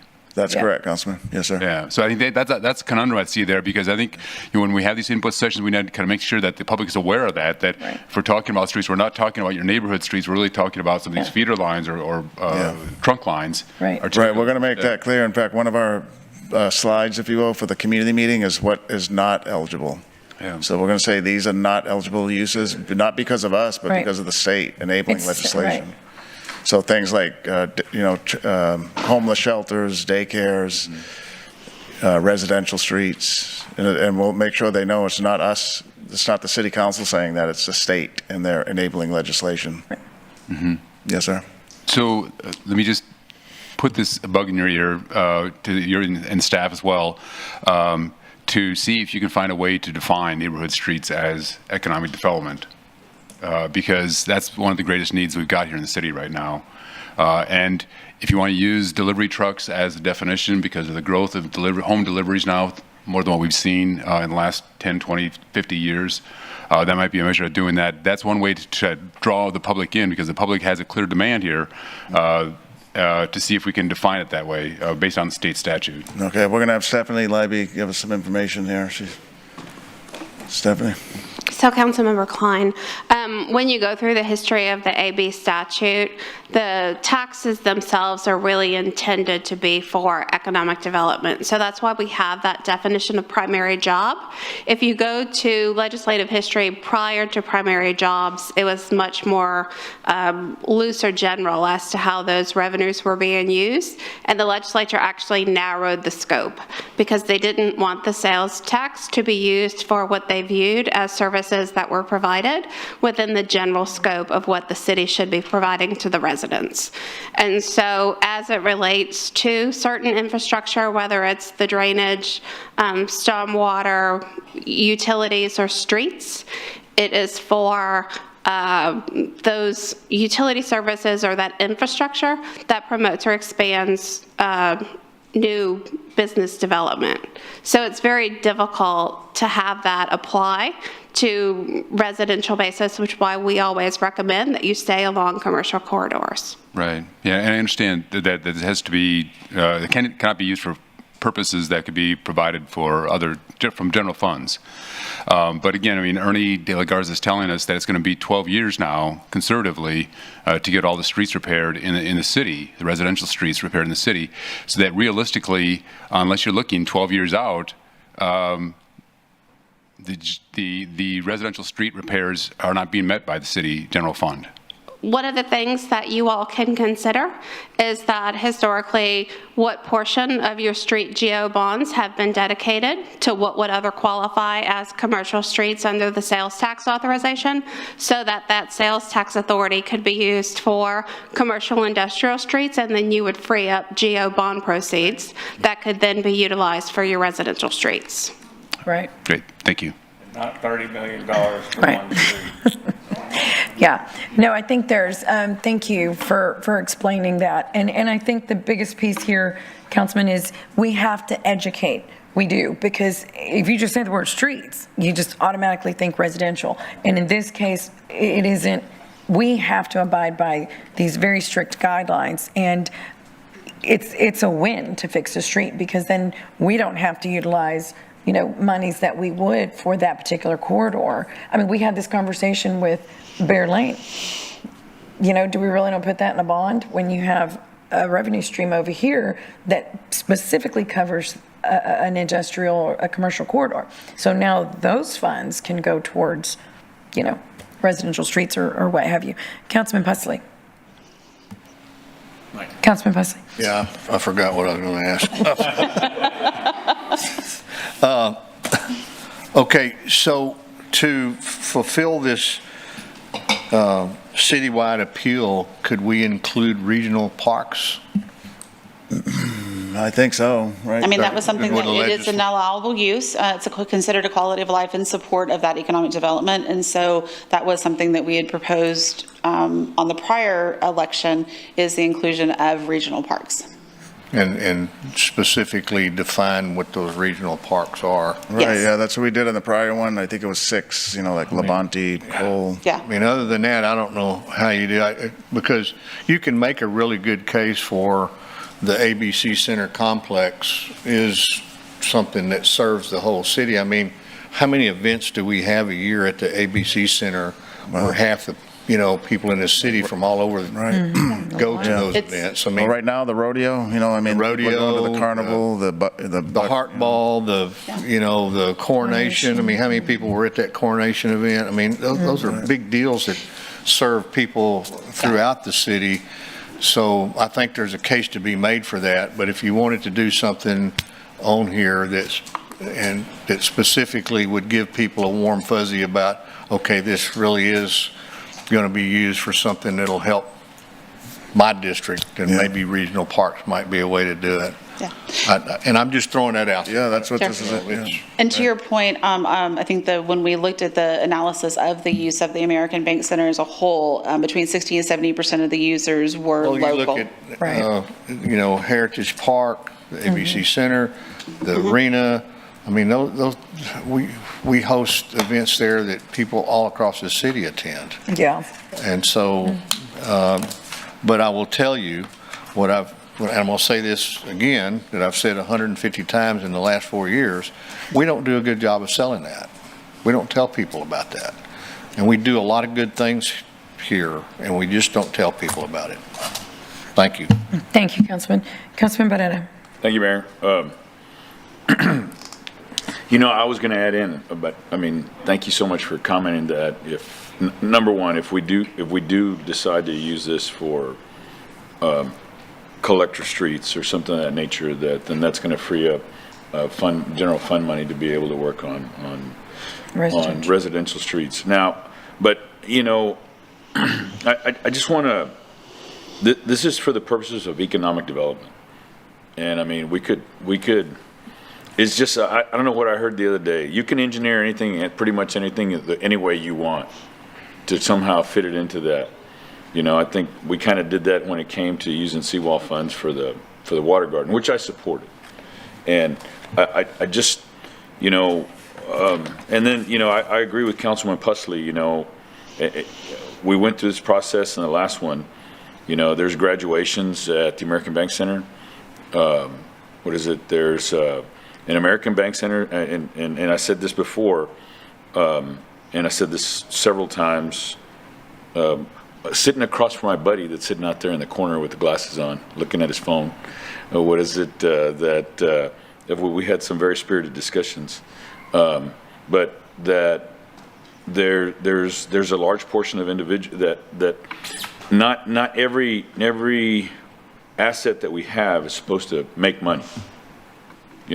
And right now we don't know that asset is the asset that we currently have with the American Bank Center or the Convention Center or the arena is that it's its best self, that it's its full capacity.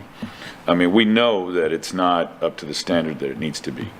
And for the purpose of, having economic opportunity, creating synergy, just like we had a very spirited and, healthy discussion with regard to where we move forward with a hotel downtown.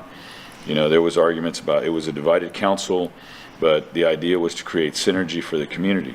So I know we obviously want to appeal to the community wide, but once again, that individuals are be able to capitalize. Everybody, I don't know anyone that doesn't go utilize the American Bank Center. I don't now, and I think if you go downtown on First Friday, of course, if you were downtown this First Friday or this last Saturday, there was no place to park. And I think having no place to park is excellent. It's a great problem to have. And I think this is an example that we were not able to manage everything that we had going on. And that's a wonderful problem to have. And I think we should look at that and, recognize, okay, how can we improve on that? And having an aging facility that, as I always get on Peter's case for saying this, years of neglect, and I know we're coming up on election season, and we want to be able to, as somebody that has a lot of experience in the last 9 months at losing elections, 2 that I might add, I just seem to feel that we need to be very focused. And as I said during our meeting, if it doesn't fit on a postcard, if we can't explain it on a postcard on the address side, then it's going to be very hard to sell. And I understand the idea to take care of every demographic, but unless we can put it on a postcard and explain it very simply, it's going to be very hard to pass. And I know we've all supported streets. We all have. And it's still, how much are we doing? Is it $100 million a year now that we're pretty much spending on streets? I think it's over 100. It's over 100 million. Yeah, when you put in all our sources, it was like 130 something, 136, Yeah, so, and including the bond funds, annually. Yeah, I mean, I've had people complain to me. I had just last week somebody. I think Andy Lascano recently did an interview that there's too much construction going on in my neighborhood. You guys need to phase it out. Oh my God. I can't get to my house since I've been a council member. When are you going to get to my street? When are you going to get to my street? And so it's going to be a never-ending deal. And I think, as I said, we're elected for discretion. If we make it too complicated, just my 2 cents. I mean, that's the way I kind of feel. I think this is we've already know that 1/8 cent is not enough for the arena. Right. We already know that. And if we want to expand it, then we need to that pool gets smaller and smaller and smaller. And everything now, the cost, just of 5 years ago, the cost of construction has doubled. Oh. As little as 5 years ago. So I just urge everybody to be conscientious about that. And I know it's a hard decision. And I know we've got to, but anyway, that's all I have for now, Mayor. I haven't taken 10 minutes, so. Councilwoman Campos, thank you. Thank you, Mayor. And just to echo on, I think what we're discussing here, the C district, as much as we say that it's not for the residents, it truly, truly is, because I know of, hundreds, thousands of, of children that are taken to the museum, the science museum, and I don't know about the visitations to the Asian museum, but I know for a fact that all those places need help. I mean, they need help to, fix their air conditioners, their buildings, their roofs, just to keep going. So I support hopefully the citizens will agree, but to continue this 1/8 cent tax to support the C district. As much as I want the streets, I know that this money can't be allocated. I mean, not to the residential streets anyway, but I just wanted to make sure that the voters know, where I stand. And as much as I, would like to, address other issues with this 1/8 cent tax, I just think that supporting the C district is a good way, to do it. Hopefully the voters will agree. Thank you, Ms. Campos. Okay. Couldn't bring the, okay. So we did want to go ahead and discuss just a little bit about the project finance zone, or the PFC. So just a reminder, the city was granted the ability to participate in this program during the 2023 legislative session. And so the city is eligible to receive the state's portion of the incremental increase of the sales tax, the hotel occupancy tax, and mixed beverage tax generated in the 3-mile radius of the designated project for up to 30 years. So this would operate like a TERS use, where you set a base year, and then as that revenue grows over that period of time, that is rebated back to the city, or given back to the city. So to activate this zone, you do have to designate a project. And to Councilmember Pesley's question, this does not require that the city provide matching funds, but it is designated, it's intended to supplement for a project. So it's not supposed to be the primary source of funding for a project, but it is to help supplement and enhance those projects. And so we would need to designate a project, and that then has to be approved by the state comptroller and to create that zone, and then we would set the base year. So we do recommend that we create the zone and set the base year by the end of the calendar year 2024. We propose the project would be improvements to the American Bank Center. And if it is set within the calendar year 2024, 2024 does become the base year.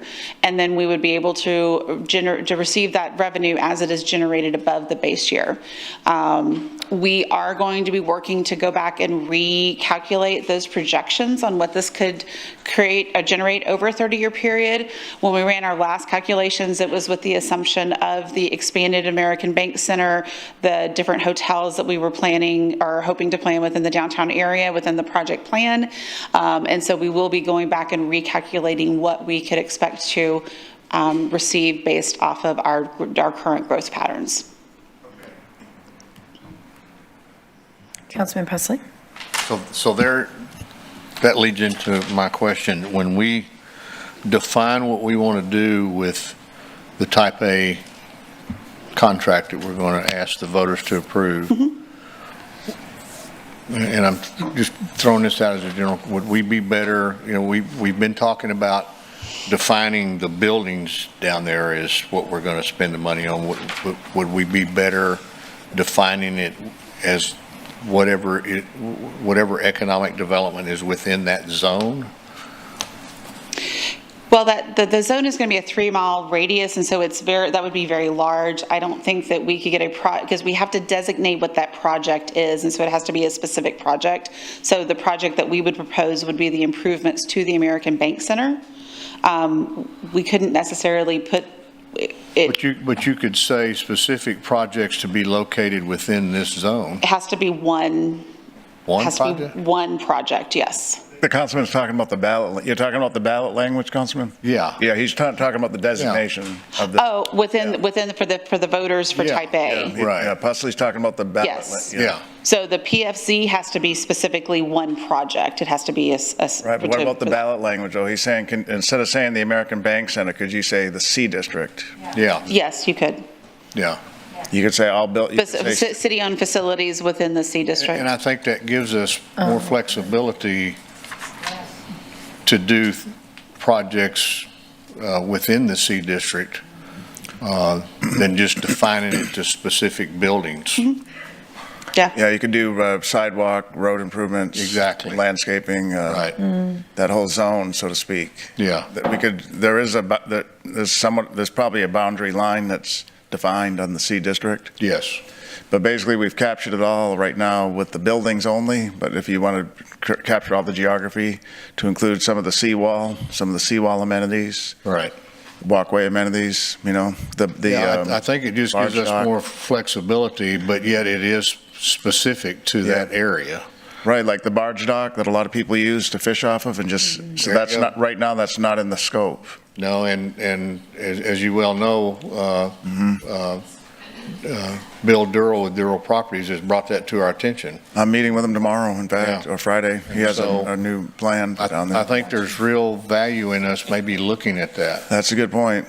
Yeah, that's real good, because it gives us a little more ability to take care of the whole geographic area, but it's defined in these limits. And that we would receive matching funds for specific. Right. The matching funds would only be eligible to go to the specific project. We couldn't say for the PFC.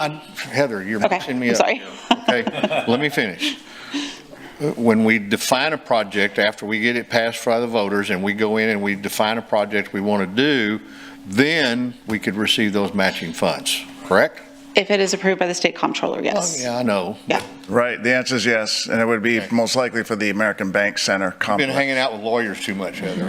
We're not letting I him. gotta quit doing that. He's not gonna have any more meeting with Miles, okay? Sorry, Miles. Yeah. So to clarify though, the PFC, the use is for a convention center. That is what the PFC is authorized for. The project has to be a convention type center. The what now? A convention center? So do we have to specify that? So he's saying keep it general, so that we can maybe include Okay, so more. two different things. One is for the type A, we could say city-owned facilities or assets within the C district, but when we start going into sidewalks and landscaping and things like that. Yeah, but we're not going to do that in the bond language. We're going to, I mean, in the language that goes to the ballot. We're going to do that when we define the projects we want to do. But if we do it under type A, we have to define the project. In the ballot language? You have to narrow it, yes. So the type A is specific. You have to say, fix this, streets, whatever. Type B is the one that's more of a general purpose. More the general purpose. And so, but then the PFZ, it is only to be used on convention-type facilities. So we couldn't use the PFZ money, the project finance zone money, on the museums within the C district. We would only be able to utilize it within the American Bank Center as a convention facility, because it is hotel occupancy tax. Limited to like the Selena Auditorium, the American Bank Center, and the arena? Right. Yeah, and those supporting assets. Those contiguous buildings. What about the art museum? No, because it's not a convention-type facility. Okay. Exactly, so that's for the PFC. For the type A, we could have it as something like city-owned facilities within the C district.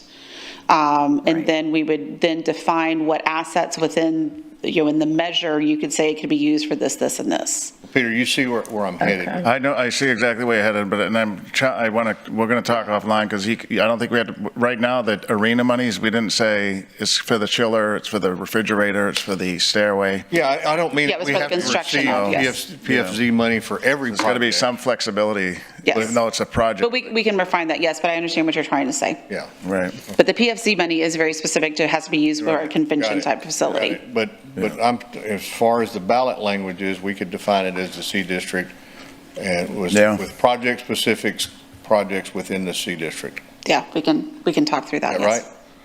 right? Okay, she's sort of saying, I'm getting one of those. Well, I thought A was, it's not general, it's specific. That's right. So A, you're voting for a specific project. And so what you would do if you wanted to capture multiple buildings is you would have to create some type of designation that would capture all of that as some type of city complex. And then you vote the city complex. But if you want to capture other types of improvements in addition to those city buildings, then it would be better to repurpose your type A tax as a type B tax, even if it's for projects that are more limited than what type B authorizes. And so you could vote it multiple projects, so you capture streets, utilities, buildings within the C district that promote or expand economic development as a repurposed type B tax. So it just depends on kind of the ultimate scope of what council wants to do. I mean, I know that there's a lot of focus today on keeping the tax as type A, but we'll really have to evaluate when that final project list comes out as to whether or not we're really repurposing a type A tax as a type B tax. And it's the same ballot language that the voters see. And so what they'll see when they go to the ballot, if there is a repurposing of the tax, is, do you authorize the repeal of this type A tax and an implementation of a type B tax for these specific purposes? So we'd have two type B corporations. No, you would not have two type B. Combine them all into one? You would not have two type B corporations. You would have a type B corporation that now has 2/8 or 1/4 Right. sales tax authority. Okay. And that makes it a little bit more confusing for the voter. I think we need to, and I think we can have more conversation, but we need to keep this very defined. Yeah, it's and- getting too- it's and getting too specific complicated. to type A. And we defined exactly what we want to address. So if you keep it to type A, Right. you're voting specific projects. Right. And those are the only projects that you can Right. place on the ballot, and you're voting in 1/8 increment. Right. So you're voting for 2 projects. Right. And that's what council would have to narrow the scope down to. Right. Okay. Well, then we What would kind- have to list specific buildings. Right. Yeah. We'd have to list A specific ABC project, Center, yeah. the arena. We'd have to list what we were going to spend the money on. Right, and that's what we That's what currently type have right A now. requires. Right. Yeah, it has the five building, non-convention center related buildings in the back of it, and the convention center complex. If we wanted to do something different, we'd have to abolish the type A tax in favor of a type B tax. Right. Right, It to gives make you it more general. flexibility. Correct. Okay. Okay. Does everybody understand that? And we'll end up coming back to that. Yeah. It's specifics or general. Okay. Right. Okay. I have a question. Councilwoman Campos. Thank you. On the C district, let's say we decide that we'll go with the C district. Would that actually, I mean, could we include like Heritage Park? Is that part of the C district? I'm just wondering. When we say C district, can we?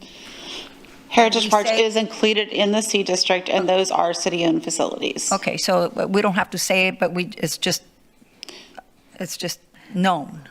I don't think, is a Heritage Park part of the C district? Yeah, that whole area over there is all part of the C She district. just I'm confirmed it, looking at right? Alyssa, but, yeah, the Heritage So- Park. Yeah, the C district? yeah. Okay. Okay, because, I mean, like, we're just about, we're also looking at our bond project, and we're looking at putting some money into some of the Heritage Park. Yeah, we are. Yeah, But so yeah. could that money then be used, right, instead of this bond project? Instead of the, You could, but Councilwoman, just to remind, and we can show the amount of accumulation over the terms of these Yeah. things. The need just for the American Bank Center, just for those 3 buildings is tremendous. So as we add and add and add and add, Yeah, we're going to be we're not going to get anything done because there's so much that has to get done with limited resources. yes, So we would recommend that we keep it more narrow so we can have impact and make a big difference on a remodel and a renovation, no expansion. But if we keep adding and adding, then it just gets tough to really make a difference. And it may be that we don't even get to some of the projects over the term. Yeah. well, I was just trying to figure out how we could just, okay, well, so Yeah. that we could have a choice, so that we could say, we've got money, if we don't have general fund money, and we needed money to fix some of the, homes at the Heritage Park, we could, but you're saying it's better to limit it. For this just thing those here, for voter specific, clarity, because- yeah, for voter clarity and impact, to say we can do this, as the definition and the scope is more narrow, Yeah, the more we can convince somebody about it or educate somebody about it. But if it's that whole big area, there's massive amount of buildings in Heritage Park. And then we're going to go down and get all the buildings behind the American Bank Center and the American Bank Center too. So it becomes somewhat unwieldy. And we have, just to remind us, we have choices every year in our budget process. We have the general fund, we have hotel occupancy tax funds, we have bond programs. So we have choice every budget session. okay. Really Well, every day we And I have choice. wanted, I really did want clarification if the C district did include it, but I guess it doesn't. It does include, under the definition of the C district, it does include the Heritage Plaza. But not for this specific. But what the council's baseline concept did not include Heritage. It was just the American Bank Center complex and the 5 entities in the back part of it. The Okay. 3 museums, Harbor Playhouse, and the Water Garden. Okay. Yeah. All right, thank you. Yes, ma'am. Councilman Hunter. Thank you, Mayor. So part of it is funny that you're bringing up Type B, because this is the whole reason that we created the Type B program, is because we were trying to bring opportunities to a lot of different things. So you have here on your side, it's a 3-mile radius. I thought it was a 2-mile radius. 3-mile radius. It is? So, and this is, So that's what the revenue is collected from.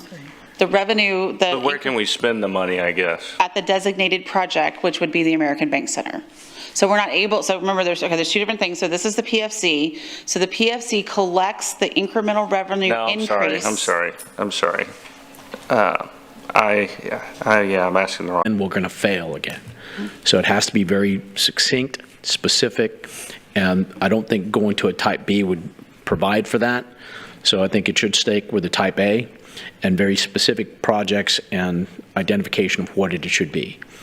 If we're concerned that the convention center complex and the associated buildings around it are not general enough for everyone, what we had discussed with the commercial business streets, as well as support for military infrastructure, would capture just about everybody that has some vested interest in the economic development of this city. So if we can keep the discussion or focus on trying to make this specific and how we can provide for council members to have a postcard and explain it and say, this is what we're going to do, this is the funding we need for these things, the better off we are. It's a KISS principle, right? Right, so let's not try to muddy the waters with all the other stuff involved in this. Anybody watching this, if they haven't been sitting in one of these chairs or in the staff, is probably going to be totally confused by all this information. So I want to say we want to make it specific and easy for our residents and our voters to be able to support us in this. Right. The more we get into any of the other stuff, it's just going to get Councilman, worse. I have to say, though, this workshop is for this very discussion that we're having. It is to ask the questions and to get clarity and to go through options that you have. Whether you take them or not, that's a different story. But this discussion is exactly for that, and I'm grateful for Councilman Barrera for, suggesting we do this. We need to clarify. Therefore, we need to ask all of these questions. It is very confusing because we're talking about three different things. You're talking PFC, which is very project specific. You're talking sales tax, which can go, 8 different ways right now. And we're talking, and then we have a bond. Yeah. And so, yes, every person that has spoken has made it clear that we need to be very clear. We, meaning the staff, needs to be clear moving forward in what we put out. I've had a conversation with Peter earlier today. The message needs to be very clear, whatever that may be in the end. But I think we all agree that if it's not clear, it's dead, number one. But number two, we have to have good, healthy discussions, and those are all the questions being asked, which is confusing. But that's why she's providing clarity on every point. So. Yeah. Okay. So, but what I'm saying is going from this, I don't know if we're going to make it, we can't make a decision here. It's a workshop. Right. There's no action items here. That's right. So that's what I'm saying is, and it's got to be as clear as possible. So when we come to with language, it's got to be very specific, and that's what I was referring to. I understand the discussion about going to type B, but that provides a lot of vagueness. Yeah, we don't want. It provides too much vagueness. Right. And, in type B, that's kind of what's designed so you can use it for other things. But for our purposes, it probably won't work. Right. So I think it's important to be very specific about what we want to use it for. Yeah. Okay, thank you.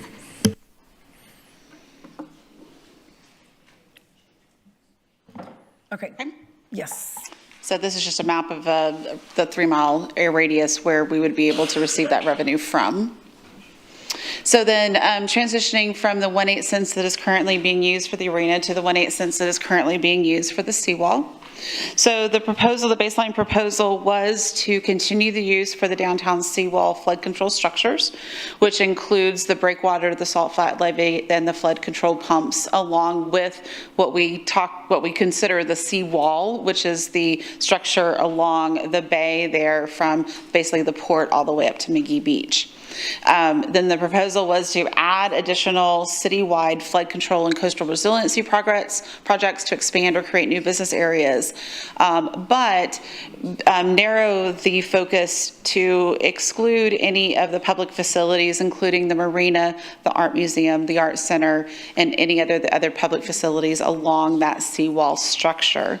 So one of the things that we have received a lot of feedback on is that the marina is how are we going to define the marina? Because the marina, the T heads and the L heads are actually part of the original flood control structure that was built back in the 1940s. And so the breakwater, along with the marinas and along with the marina basin or the harbor area, was considered all part of that flood control structure. The art museum would be, under the current baseline, would be included in the other 1/8 cents proposal.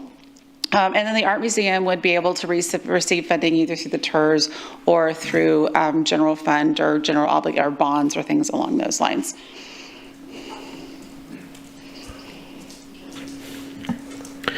Councilman Hernandez. Okay, now I had this discussion with another council member about it. The actual infrastructure, the breakwater, the actual island and stuff are part of that flood mitigation and, control, but the actual facilities are not. Exactly. So we're talking, like the boathouse or the piers or, anything that kind of extends, that's not part of the flood mitigation program. So we want to make sure that we're very specific and not have something that says it's for seawall and then use it to build the water garden kind of thing. So that won't fly either.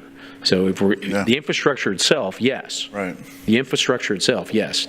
The amenities, no. Right. So that should be very, very clear as well. Thank you. Councilman Pesley. Do we know, Peter, when the last time the bulkheads surrounding the T-heads were examined for undercut? No. No, actually, I asked both Jeff Edmonds and Jonathan Atwood, and they're going to look into when the last time that was, but I don't have an actual date for that. So from that response, I would assume it has not been recently. I don't think so. The seawall itself, the seawall structure was within the last 5 years, but the actual T and L heads, they weren't sure. They were going to go back and do some research on that. Okay. Yeah, we'll get you that answer. That's a good question. And then the conversation was, we have we're about to put out a contract to do the inspection for the seawall structure itself. And so that is one of the things that we will add, proposing to add to that is the inspection of the land masses also. I keep hearing our breakwater needs to be raised, but the breakwater needs help. Yeah, it needs to be raised, and it's a combination of a little bit higher sea water and then sinkage and lost rock. So there's a study underway to assess it, but that's going to be a multi-million-dollar project to raise that. Yeah. Especially with the the higher currents that we have or whatever. Yeah. But that would be included in the. That would be. As is proposed, yes. Yeah. Yes. Thank you. Yeah. Councilman Hunter. Thank you, Mayor. I was just, for Councilman Pusley, I think the last time we looked at the breakwaters, I have no idea about the L heads or the T heads either, was 2017. 2017. Yeah, because we were looking at potentially expanding the McGee Beach to go a little further. Yeah. So they had to look at that, and they said that we could. And there was a recent project actually within the last 3 to 4 years where a portion of that breakwater was somewhat rebuilt. It wasn't raised, I don't believe, but it was there starting at McGee Beach out to that area where there's that cap there that people walk out on. It had been disintegrating, and so a portion of that was reinforced, but I don't believe that it was actually raised. It was just more of reinforcing what's actually there. We were in trouble then.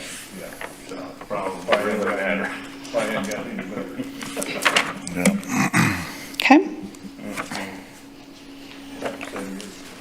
So we've been working with Public Works on projects in support of the coastal resiliency and flood mitigation we felt like that would meet the definition of the economic development. And this is a listing of these projects.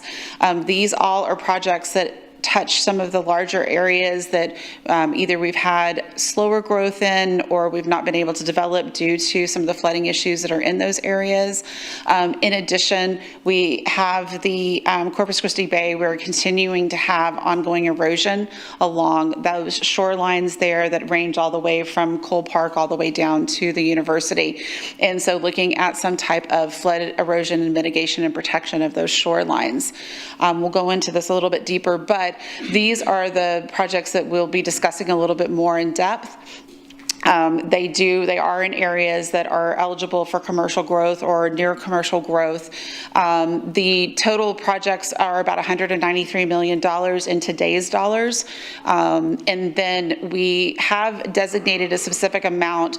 Part of that study that engineering will be doing is looking at, what do we really need to set aside for the proper protection of the seawall flood control structure. For this modeling, we did take an assumption of about $2 million a year, and multiplied that, had applied an interest factor, or not an interest, an inflation factor to that. And so for modeling purposes right now, we're estimating about $73 million would need to be set aside specifically for the annual, every 2 months, every 2 years, 5 years, 10 years type of maintenance that needs to be done on the flood control system. If you, just 1 second, Heather. So on this one here, including the seawall, these projects that Heather's going to go over in detail with maps, it totals $266 million. The 25-year collection for that 1/8 cent was $256 million. Right. So we can do just about all of these projects with that 25-year estimated 1/8 cent collection. So this is very defined, very specific. These are all economic-based drainage, flood control projects. So Heather's going to go through each one. This comes from our Public Works Stormwater team that knows where the issues are across the city, and we were mindful to get, there's a nice map that Heather will show next. There's one almost in every area of our city, and you'll see that in the map. So are we able to, when this began, this was 25 years ago, and it was just about the seawall. So the name of this I guess what fund, what the type, or the fund, whatever, seawall. Exactly. So, remember, the authorization is for a specific term and it's for a specific project. So now we're going back and now we're authorizing for another project, right, which would be not only the seawall, but also stormwater or coastal resiliency. And so we refer to it as the seawall fund. That is more of an internal title. The ballot language would include seawall flood control along with other projects that would be eligible for stormwater or coastal resiliency. But can that change? Yes. Yeah, because you're reauthorizing it. You could, you could take something and need to. And I'm not suggesting this. Please don't shoot me. But you could say, I don't want to use it for the seawall anymore. I want to use it for something else, because this is a reauthorization. Right. The current authorization is expiring, and we're authorizing it for something else. Well, and I say that again for clarity. Yes. Because if it's not the seawall fund anymore. It's going to be, it would be more if we moved it along flood protection. It's protecting the city. Yes. Anyway, that's something to really consider in moving forward. Councilman Suckley. Thanks, Mayor. I just think it's important to note, and you and I spoke on this Friday, Heather, when you gave me my briefing, is although there are a couple projects noted for District 4 is, as we talk about flood control and coastal resiliency, Padre Island and Flower Bluff have more coastal stretch of the city than any other district in the city. And there's not a project on here for Flower Bluff or Padre Island. Yes. So I think we need to I knew you were going to notice that. Rethink that and make sure that we figure out a way to discuss that with the community and account for that. Sure, yes. Okay. Yeah, Gabriel's here, so I don't know if you want to talk, Gabriel, maybe if you can say it now. We know there are some efforts that could be done in Padre Island, but Gabriel, talk about the geography and geology and that's limited, right, Gabriel, what can be done there? Yes, sir. So Gabriel Hinojosa, Assistant Director of Public Works. So Councilman Suckley, direction we were given is projects that would also go geared towards economic development. We know there's flooding issues in Flower Bluff, kind of more towards the southern area like Caribbean, those areas that we're looking for. Looking at future land use maps that council just approved for the master plans, the kind of corridor of SPIDs, kind of the only identified area in Flower Bluff for kind of that economic development. So we didn't have any projects currently mapped along that corridor, so that's why you didn't see any projects on here for Flower Bluff. Also, On the island, I mean, it's going to be storm surge at a certain point for those bigger storm events. So it's hard to have a flood mitigation project on the island knowing, you know, if a hurricane comes, it's going to be underwater. I mean, it's going to be hard to, you know, unless you build a seawall somewhere, continue that existing seawall. I think something to that nature could be along Padre Island, but other than a flood mitigation for economic development, you know, storm surge is going to be the main force there on the island. So it's kind of difficult to have, you know, let's build a channel here or something like that. So I appreciate that, and this obviously needs to be project specific, as we've just talked about over and over again. And I appreciate what you're saying, Gabe, but how do we take what you just said and put it as a part potentially of what our ballot says in November to inform the taxpayers in Flower Bluff and the island, if they're looking at it from the standpoint of what's in it for me, and I know some voters do that. Yes, sir. Is how do we describe that to them? So that I think we're challenged to figure that out. So. Yes, sir. Thank you. Yeah. Councilman Barrera. Okay, so clarify for me how, and I just really, I know you explained to me when we had our meeting, but how flood control works towards job creation. So it is an infrastructure. So it is an allowable use under both Type A and Type B. So providing that infrastructure that helps support the creation of those primary jobs or expansion of those jobs or economic development. So infrastructure is an allowable use. Okay, now, I know, I guess it was about a year ago, the General Land Office had gone to the COG, and there was a lot of, I mean, several of us were engaged in the methodology with how they calculated that. I think, what is it, Nueces County was going to get 40 million, something like that. And the majority of it was, there was a debate as to how it's going to. So what happens then if those funds come in? Gabe, you know anything about that? Have you thought about it? Because at one time, the GLO put the brakes on it because they had a problem with the methodology. So, and I think there were some of the things that could be argued. I think the Clarkwood Ditch and Oso Tributary might have been something that was argued, and Oso Creek. So I guess that's the thing. If that money comes in, sure, then what happens? So that would going to be in the same situation that we are right now with the seawall, where we have an abundance of funds? So one of the things that we've really discussed is in that situation, if we do get grant funding or some type of federal funding for these type of things, is how do we craft that language to basically have, somewhat of a cascade where, our primary, we have a certain amount that, or a designation for the seawall protection, and then next you go to the next list of projects, and then if there's remaining funds, then it could be used for other type of eligible stormwater or coastal resiliency projects that are identified, because we may have a totally different landscape in 10 years or 15 years depending on how the city develops, and there may be more needs than what these have been immediately identified.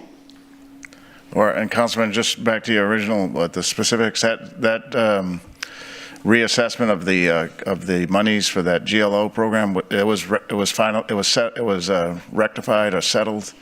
And so we got our defined amount of money for certain projects. Okay. Gabriel, the GLO, right? The CDBG mint money. So we submitted 2 wastewater projects for those fundings. It was emergency generators at Oso Water Treatment Plant and also at Greenwood. So there was 2 emergency generator projects that we submitted for that funding. They were both funded, Gabriel? Yes, sir. Yeah, the funding has been awarded already to all entities? I don't know if it's been awarded officially, but I know our application's been accepted. We've gone through several iterations of comments, so I know our final application's in with the GLO. So those were the 2 projects we submitted. And how much was that funding? I'm sorry to go off track.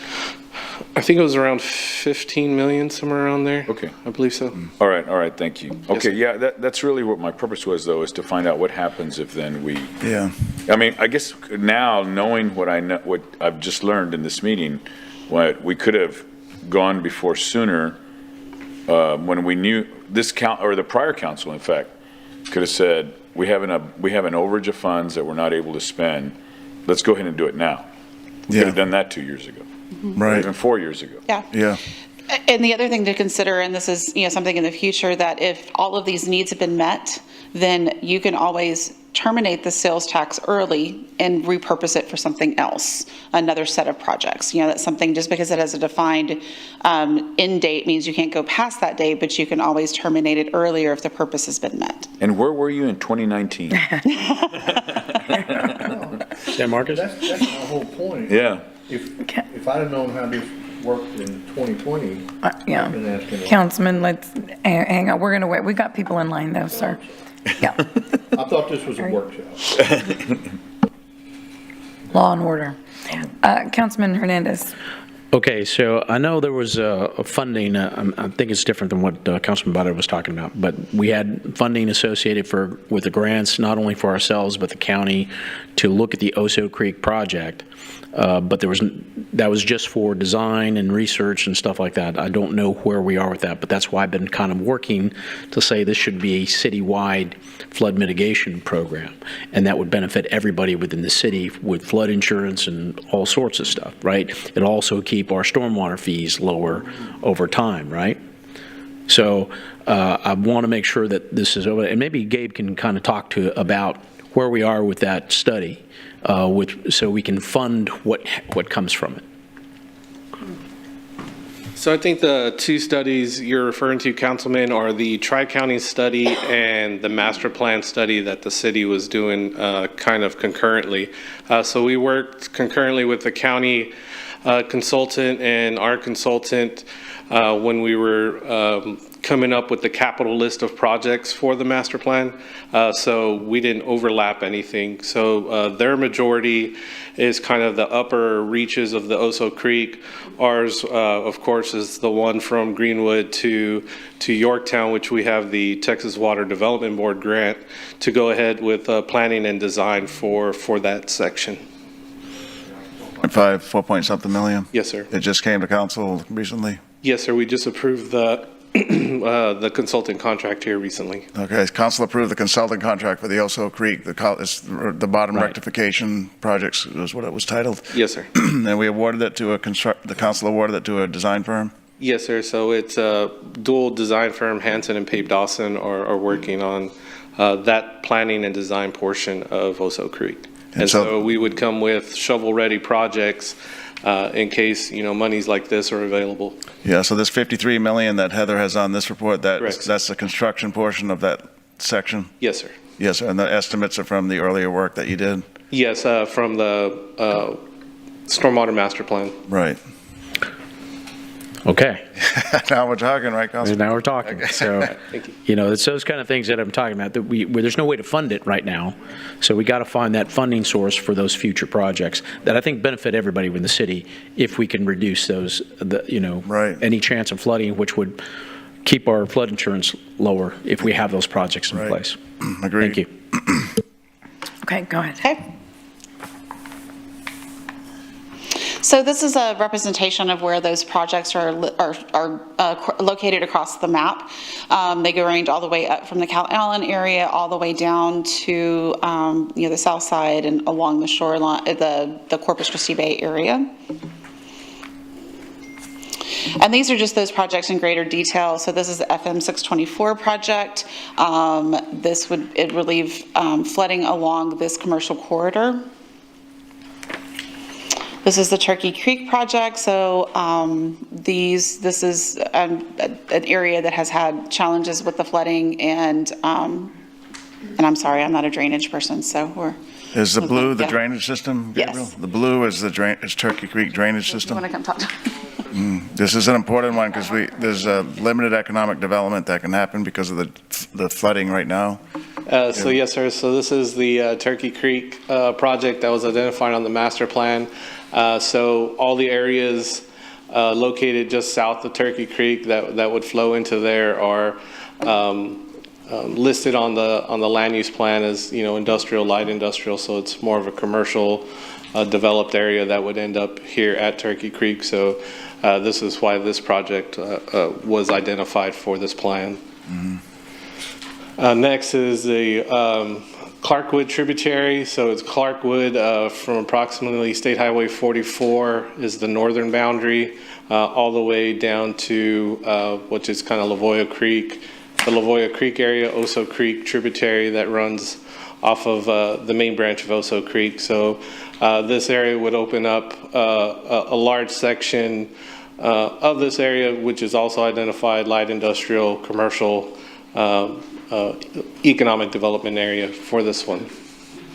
This is, of course, North Beach Phase 2. So this will be once the bridge is demolished, we would continue the linear park from kind of the area of Burleson going south towards the aquarium. So it would continue that linear park almost, you see right there where the Lexington is, and then there would be an outfall going into between the Lexington and the aquarium. So this would be phase 2 of the North Beach drainage improvements. And then, of course, coastal resiliency along shoreline. So we have a lot of, I believe I measured about 4 miles of coastline that the city owns along this stretch, mainly at the parks that are located within that area. So any bulkheading, any natural shore restoration projects that we could do along this stretch. There's some erosion you're seeing today, Gabriel? Yes, sir. Along that stretch? Yes, sir. Okay. Also, the extension of Williams Ditch or the extension of Williams Road. So this last section of Williams drainage system is just east of Rodfield going towards, it bends around and goes under SPID. But this area is the most downstream area that drains everything from Moore Plaza all the way down to Rodfield. So basically from Everhart all the way down to Rodfield. Then you have the other boundaries, Holly. So it's a pretty big area that wants to outfall directly into this existing ditch, which does have extreme capacity constraints right now. So this is one that we put on the list. And next, of course, is the one we just spoke of, the Texas Water Development Board grant project that we have. So this will be making the Oso Creek more efficient, dredging, shore protection, things of that nature between approximately Greenwood, which is Lavoya Creek, all the way to the Yorktown Bridge. So this would be the Oso Creek project that was also identified on the master plan. Yeah, and Gabe, I would, it's very important, back to the educational piece of this. You can show this map and it just shows all these little lines. We need to show exactly how many households this is going to affect.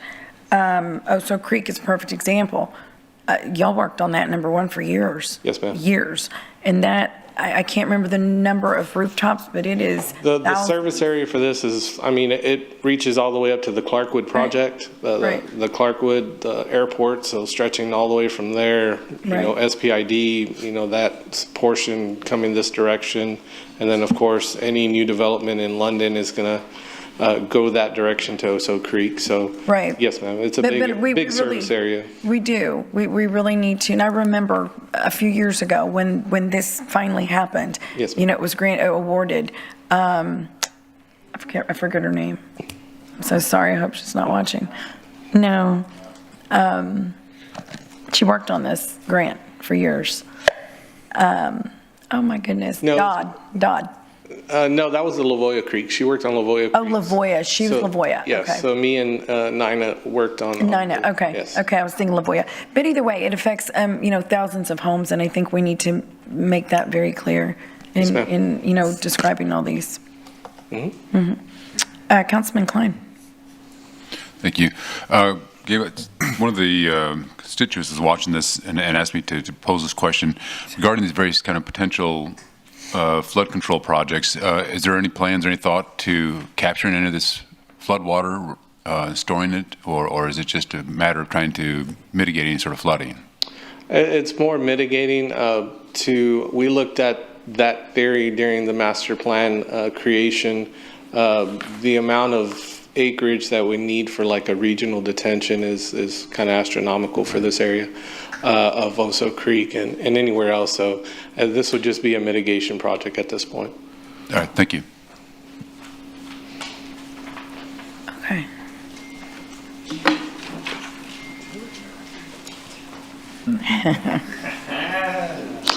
Okay, so looking at the feedback that we received so far on the seawall proposed baseline is, we've heard it several times, including the marina capital improvements and maintenance as an eligible cost, include the art center as an eligible venue, allow program flexibility for future needs or projects as determined by future councils, and the need for citywide coastal resiliency purpose. And then just some overall feedback, not specifically focused on one of the uses, but the feedback was not to use for educational purposes, that there's alternative funding sources for that the sales tax to be used for city buildings that promote art and culture, an overall concern about the funding capacity for all the improvements identified, that there are already checks and balances in place that keep the community involved in the process even after the tax is approved, and with the removal of the existing bridge, there's a generational opportunity to invest and improve the downtown Sea District and seawall attractions and experience. So, at this point, we are looking at the calendar and the next steps. So we started this journey out in February with the proposed baseline. We've moved through, had discussions with stakeholders and community partners, and so far to date, we've met with around 40 of them, and still have more to meet with. Today is the City Council workshop, and tonight is our first community input session, the first of 5. We'll continue meeting with those engagement partners, and we're about to launch a community survey for this. And then through the month of June, we will refine those proposed uses, bring that back to City Council for consideration on June 25th. Then we will continue with that community engagement and education. And then the vote to call the election for the reauthorization would be on August the 13th, with the election day on November the 5th. So that's all I have prepared for a presentation. Available to answer any questions or for further discussion. Okay. Councilman Pusley. Yeah, I just want to say real quickly 2 things. One, I really appreciate y'all doing this. It was really good. It was very educational for me. And I appreciate the opportunity to be able to do the what ifs. Never intended for this to be engraved in stone anywhere. But this was very helpful. Yeah. Secondly, once we decide what we are going to engrave in stone, Peter, I would like to see from your staff what y'all plan to do to advertise this. And I'm not talking about these community sessions, which I have always had great reservation about. I don't think they help hardly at all. Every time I've been to one of them, most of the people that show up there are showing up because they're mad about something else. So, and we need to be able to market this and do it in such a manner that the people of this city get a good taste for it and understand what we're going to do. Right. And that doesn't mean putting it on the website. That doesn't mean community sessions that the majority of the people in this city do not attend. We need to have a marketing plan. Yeah, good point, Councilman. In fact, we'll have that. We'll share with you what that would look like well before. Okay. That's a good point. We need to get that going now. Yep. So we can give you some. Yeah. And again, thank you all very much for the time and effort. And we have actually started some of those. We've started conversations with our communications department, along with looking at some of our outside resources that can help us, because a lot of times we speak a certain language that isn't always shared by everybody else. So having other people with eyes on these materials before we go out to make sure that they're understandable, digestible, and educational. Mm-hmm. Yeah, great. I like the postcard definition that Councilman Barrera. Yeah, I'm going to reiterate, I think, what the councilman, I had a conversation with Peter about it this afternoon. The level of urgency needs to be there. This isn't about, it is, I know you're not necessarily saying that, Heather, but this is more than just, not just, but a communications department can do so much. Based on what has already happened with an initiative trying to move forward, there is no room for error. And there is a lot that goes into that, right? A lot of things that were brought up today, what words we use, making it extremely clear and very transparent and very to the point. But to get that out is a whole nother story. None of the people sitting on this dais are marketing, I don't think you're marketing majors or advertising gurus, and we really need help. I said that to Peter earlier, and guess what? This isn't the only issue we need that kind of help on. There are other issues that we can use that on as well, other departments and things that are, going on to improve or make better even. To improve or help us communicate better. And so this is one, to Councilman Pusley's point, and he has mentioned it to me multiple times. We need help. We need to bring someone in to help us make sure we get the message out. I am grateful for the community meetings because people do go, but a tiny portion of people are busy with families. And so anyhow, I just want to reiterate that. Councilman Hunter. Thank you, Mayor. Yes. Mayor, I think you and everyone in here will find this very hard to believe, but I am a marketing major and I'm a marketing master. Then you be my guest. But it clearly does not show. Okay, sorry. So we're ahead of the game. All right. Okay. Well, thank you all for that. Thank you for listening. I think Councilman Barrera, it was his suggestion to do this, and I think a lot has come from it. I think we have a once-in-a-generation opportunity to do a lot of things with this initiative, but fixing our streets is one huge one. And I'm going back to that because it's a big opportunity to be able to do that through this initiative. And I think the people of this city have been asking for that. And as mentioned earlier, if we're able to use this tool to take care of those particular streets, the commercial corridors, then we can likely have more funding for our residential streets, because that is the that's the pressing issue when it comes to streets, and we're working hard to accomplish that. Okay, well, thank you for everybody. Peter, thank you for putting all this together and for taking, what did we have? We have 2 hours? 3 hours, 2.5 hours to provide clarity, and I think we're moving forward with this in a great manner. So there being no further business, this meeting is adjourned.